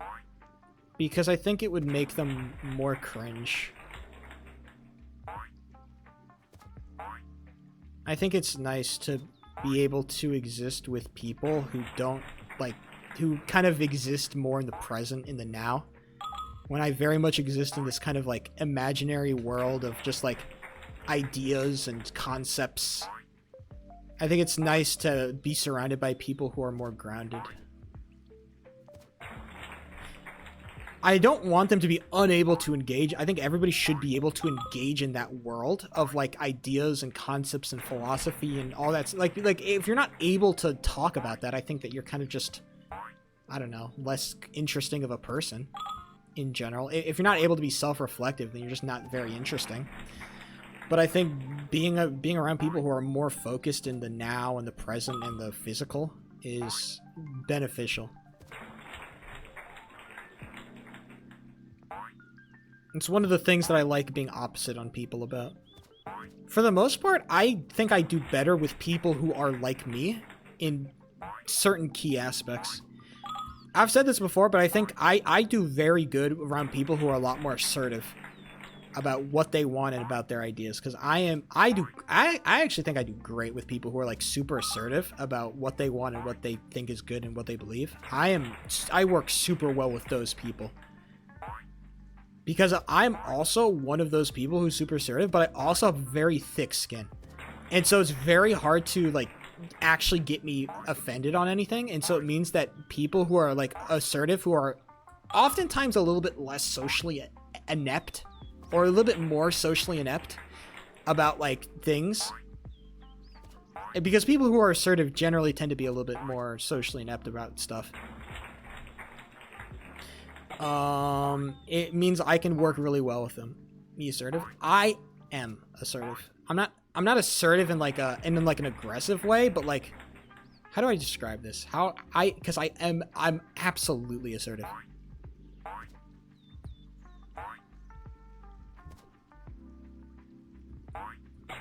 I guess maybe assertive is not like the exact precise word I should be using to describe what I am. Maybe I just need a different word. It's not stubborn. I don't like the word stubborn, because stubborn is like a super negative connotation. I don't think it's that. I think it's just that I am very confident. And when I believe something, and when I have faith in something, I am very, like, confident in that it's gonna work, it's gonna succeed, this is a good idea, this is a good thing, and people should follow me. And it means, there's like certainly a level of stubbornness to that, but it just means that I'm very confident in what I believe. And it means that I have a tendency to, like, walk on a lot of people's toes. And it's something I've realized very quickly. It's like, I gotta, like, chill. I know I can be, yeah, exactly. I don't like to call it stubbornness, because I feel like stubbornness, it's just like stubbornness is like, I know it's a stupid idea. And I still, like, do it because it's my idea. That's my imagination of stubbornness. I'm not stubborn. If somebody, like, proves to me, like, this idea that I have is fucking dumb as balls, like, of course I'm gonna switch up. I'm always looking for, like, the best way to do something. If somebody, like, shows me a better way to do it, I'm just gonna be like, yeah, okay, I'll do it that way. But I will fight for what I think is good. And it means that people who are not, like, as, like, confident or assertive in what they want means that I will often just walk all over them, even if they do have a better idea. And I often find it very frustrating to work with people like that, because I'm just somebody who works in that more confrontational environment, and I'm like, I want you to also be like that. because it means that, I don't know, I can get pushback on something because I know that I can be stupid. And I will be stupid. And I'd like it if you could push back on me being stupid instead of just you laying over. Because some people are just doormats. They'll just like lay over to avoid conflict. And I do not work well with people like that because I will always be the loudest voice in the room. And I don't like being the loudest voice in the room because I'm not the most competent or the smartest, and I don't always make the right decisions. So having some people that give me some pushback on stuff is just generally better, and I like them a lot more, I think. I think if you're able to give me pushback, I will not only like you more, but I will respect you more. And I think that's consistently been shown over time. Like, ironically enough, conflict is what brings me closer with people. I like you a lot more if I'm able to, you know, have some level of conflict with you. Maybe that's unhealthy. Or maybe I'm just phrasing it wrong, but... That's been an interesting kind of development, I guess, and the Sheepo 3 understanding of who I am.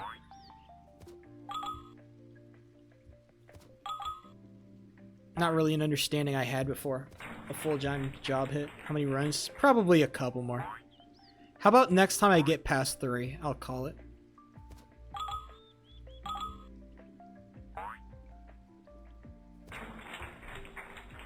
Because I am hungry. I'm a hungry little gamer. And there is a frozen pizza waiting to be consumed by yours truly. Red Baron, my goat.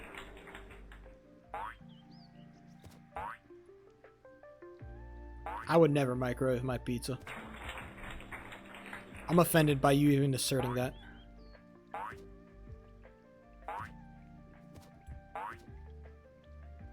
Last run, lads. Let's make it good, huh? No, it's Red Baron, dude.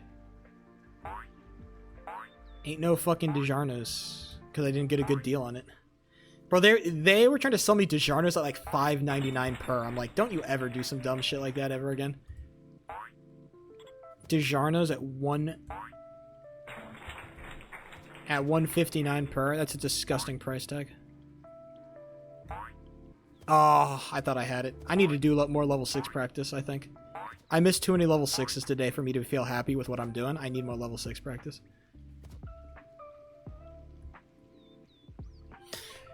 Alright, gamers. You know what? We got a 327, and while it may be our best time, it's not our best run. I think there was some improvement today. 7, 8, 9. We're on the up and up, lads. I did call you gay. MJ, TD. I think you kiss boys.